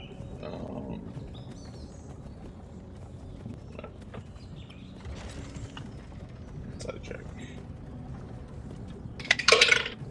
Ooh. Insight? Mm-hmm. 23. Pressure roll me deception. I'm gonna say you have disadvantage. I wouldn't have made it even if I didn't. Yeah, Rolled no. maybe 2 nat 20. I don't know. Deception. Oh gosh. 10. Cool. Tishan, you notice Prisha is meeting your eyes and then looking past them over your shoulder. You notice that she is looking down at her hands as you're talking and then snapping back up and looking up towards the hill on the right hand side that you were passing by. It's a small sort of hill that's there, and again you see the same thing happen again as she looks towards the trees to her immediate right. She seems distracted by something for sure. Okay. Tishin will look over his shoulder towards those same trees to see if he can see anything within any movement, especially bigger movement, Cool. like bigger tree rustling or anything like that. Thinking about the thing we just fought. Yeah. You don't see anything pressure. You do see him look in the direction that you're looking at. Sorry, there's nothing there. I'm not trying to worry you.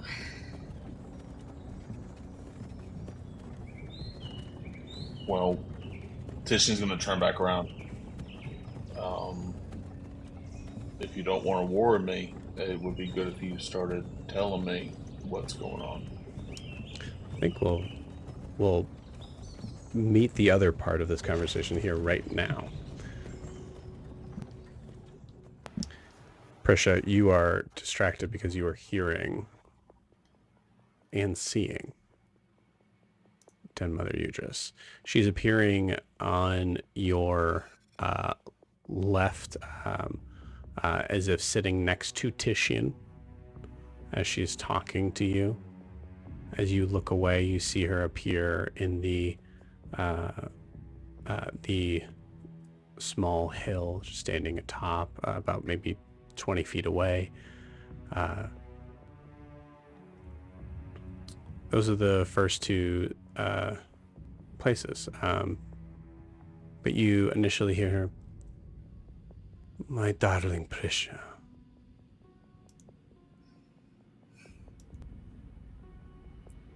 Hi.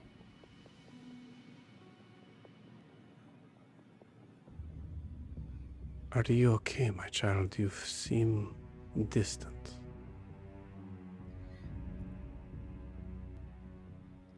Den Mother, I did not expect to hear from you.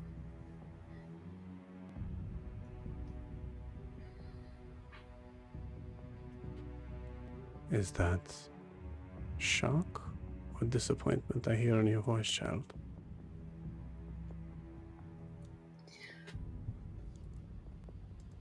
Shock. It must be. It has been a long day.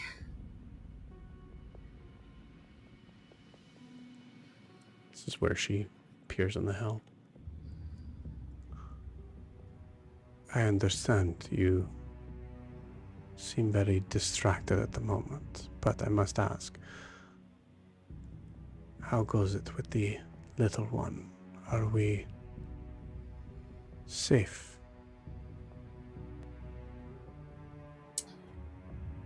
Above board, Jet is the bubble. We can see through it, right? No. Okay.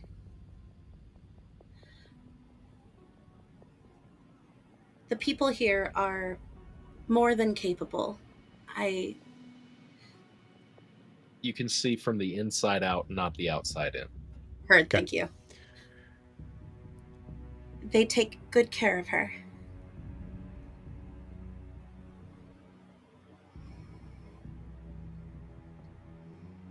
But I do not know her yet.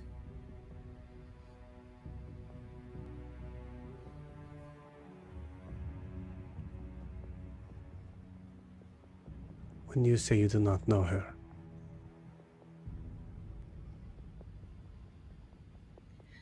She what do does you mean not by that? she does not have an interest in speaking to me yet. There was a riot in the city. A lot of noise. A lot of people. And she sought comfort in the people she knows, not the stranger.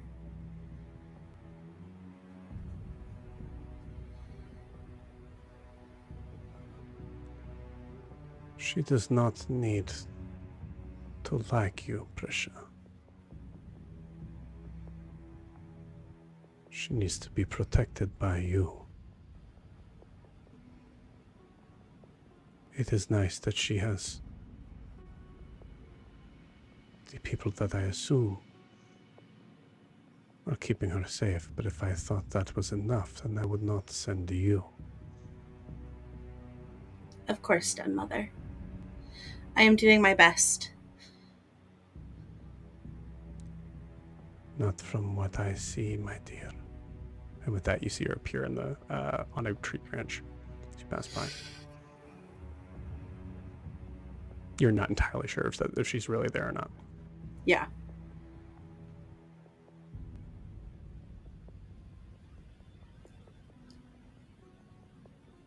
I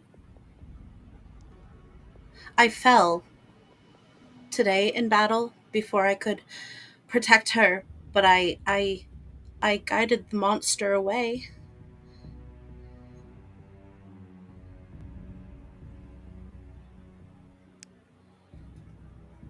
That is good.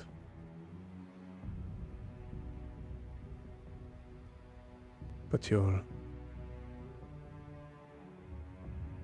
distant from me, child. You are not even paying attention to me in this conversation, which tells me that you are paying attention to something else, something close, something that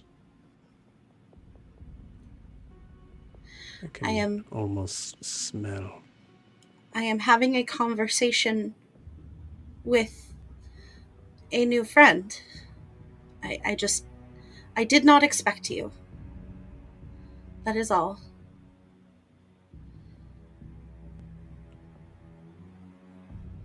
Where is Alyssa? She is in the Trisha. wagon. She is in the wagon, dead mother. She is protected by magic. And I Protected am by outside it. not you. And not your magic. Yes. Yes. I will do better.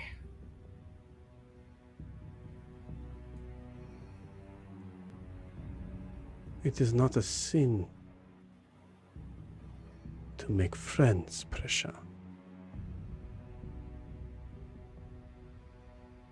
But you have a very important duty, child. Of course. Do not shrink away from it.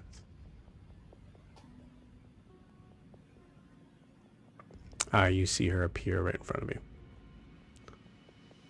I'm scared. For I have no one else but you.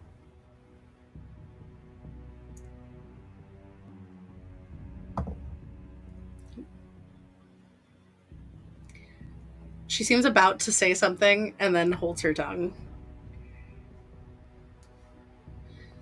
How is the other one? Is she adjusting?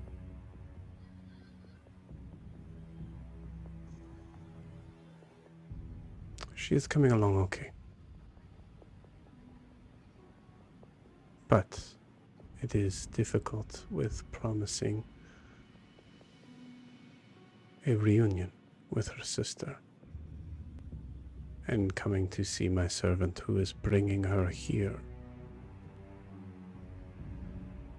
Surprised to see me.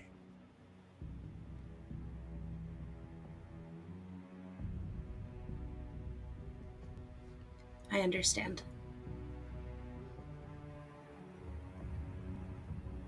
Good.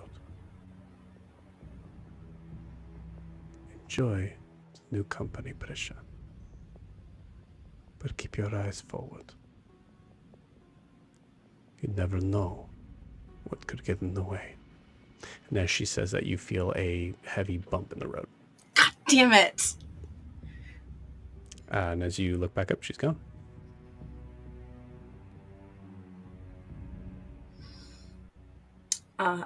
What was that, Tishian? Sorry. We were just talking about how you were going to talk about what's going on with you right now.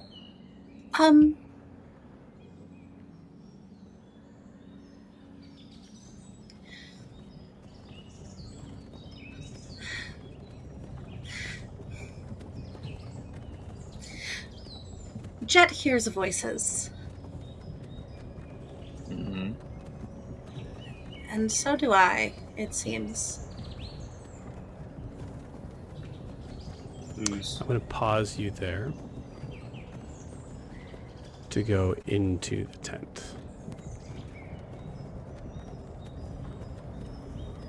Into the wagon, into the bubble. Jet. What is Jet currently doing right now? Like, in his hands, where he's sitting, things like that. Jet would probably be somewhere in the middle to get as much space as he could around with the bubble. He would be probably in and out. He's got Spectre still flying around just above to look out for threats if possible. I mean, it's got like a -1 to perception, so it's just if something big enough and it can see. You're good. You're good. It'll I alert wanted to him. just get an idea of where your character is right now.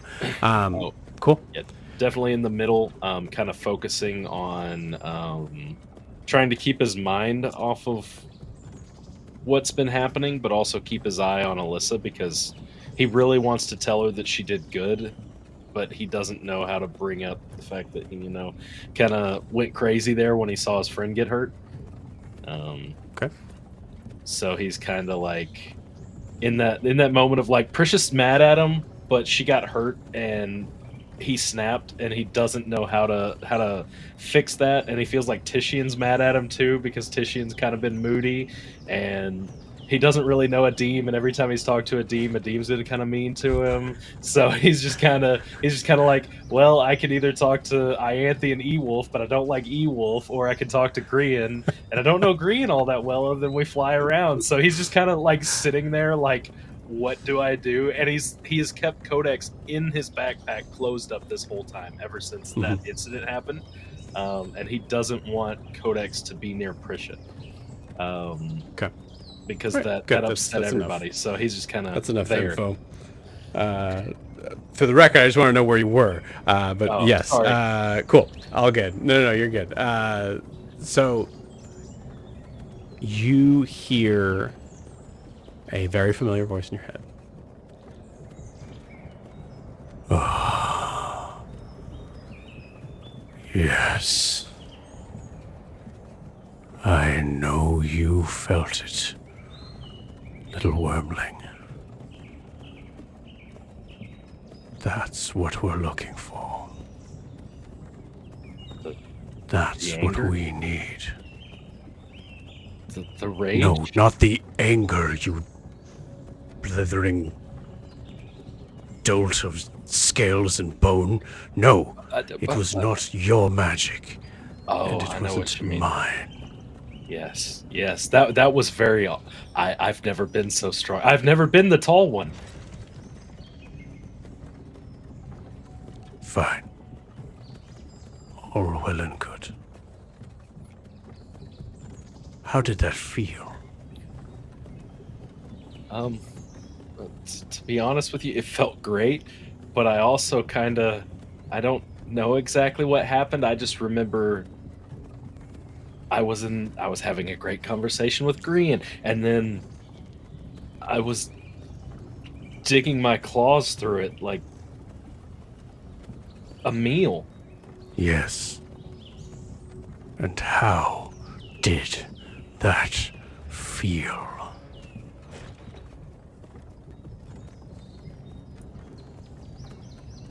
Frightening.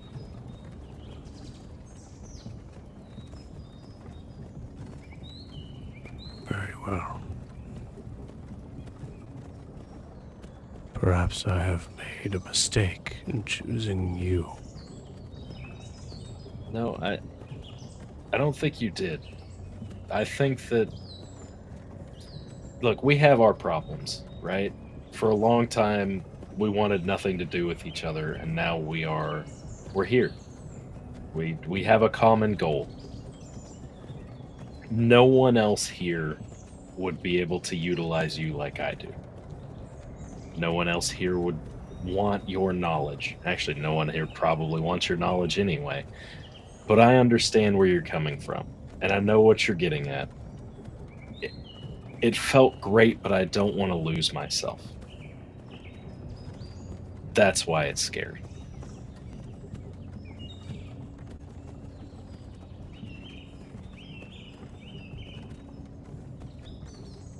You think that I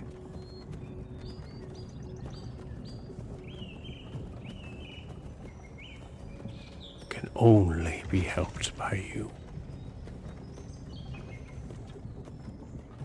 No. You think you're the first that has passed over my gravestone.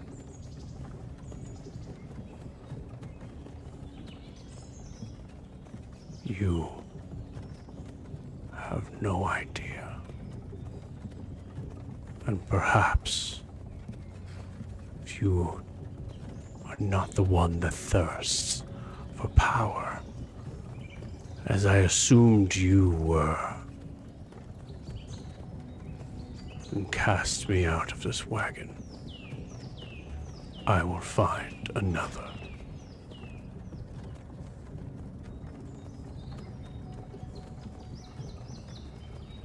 Jet will open up his bag, pick Codex up, and think about it. Like, almost like go towards it. And then he'll hold on to it. He will, he'll put it back in its normal holster on his side. And he'll just, this is all happening, not verbally out loud, right? Mm-hmm. Good. Then he will say, he'll speak to Codex and say, no, I want power. I just want to remain myself when I have that power.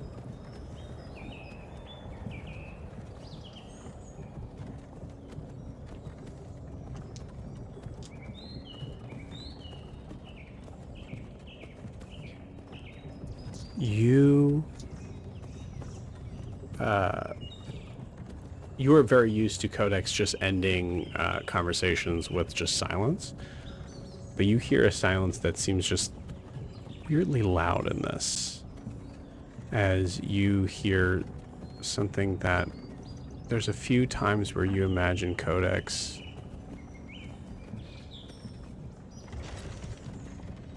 could be messing with you at times, but there's certain points where you are 100% sure that Codex is meaning what he says, and this is one of those times.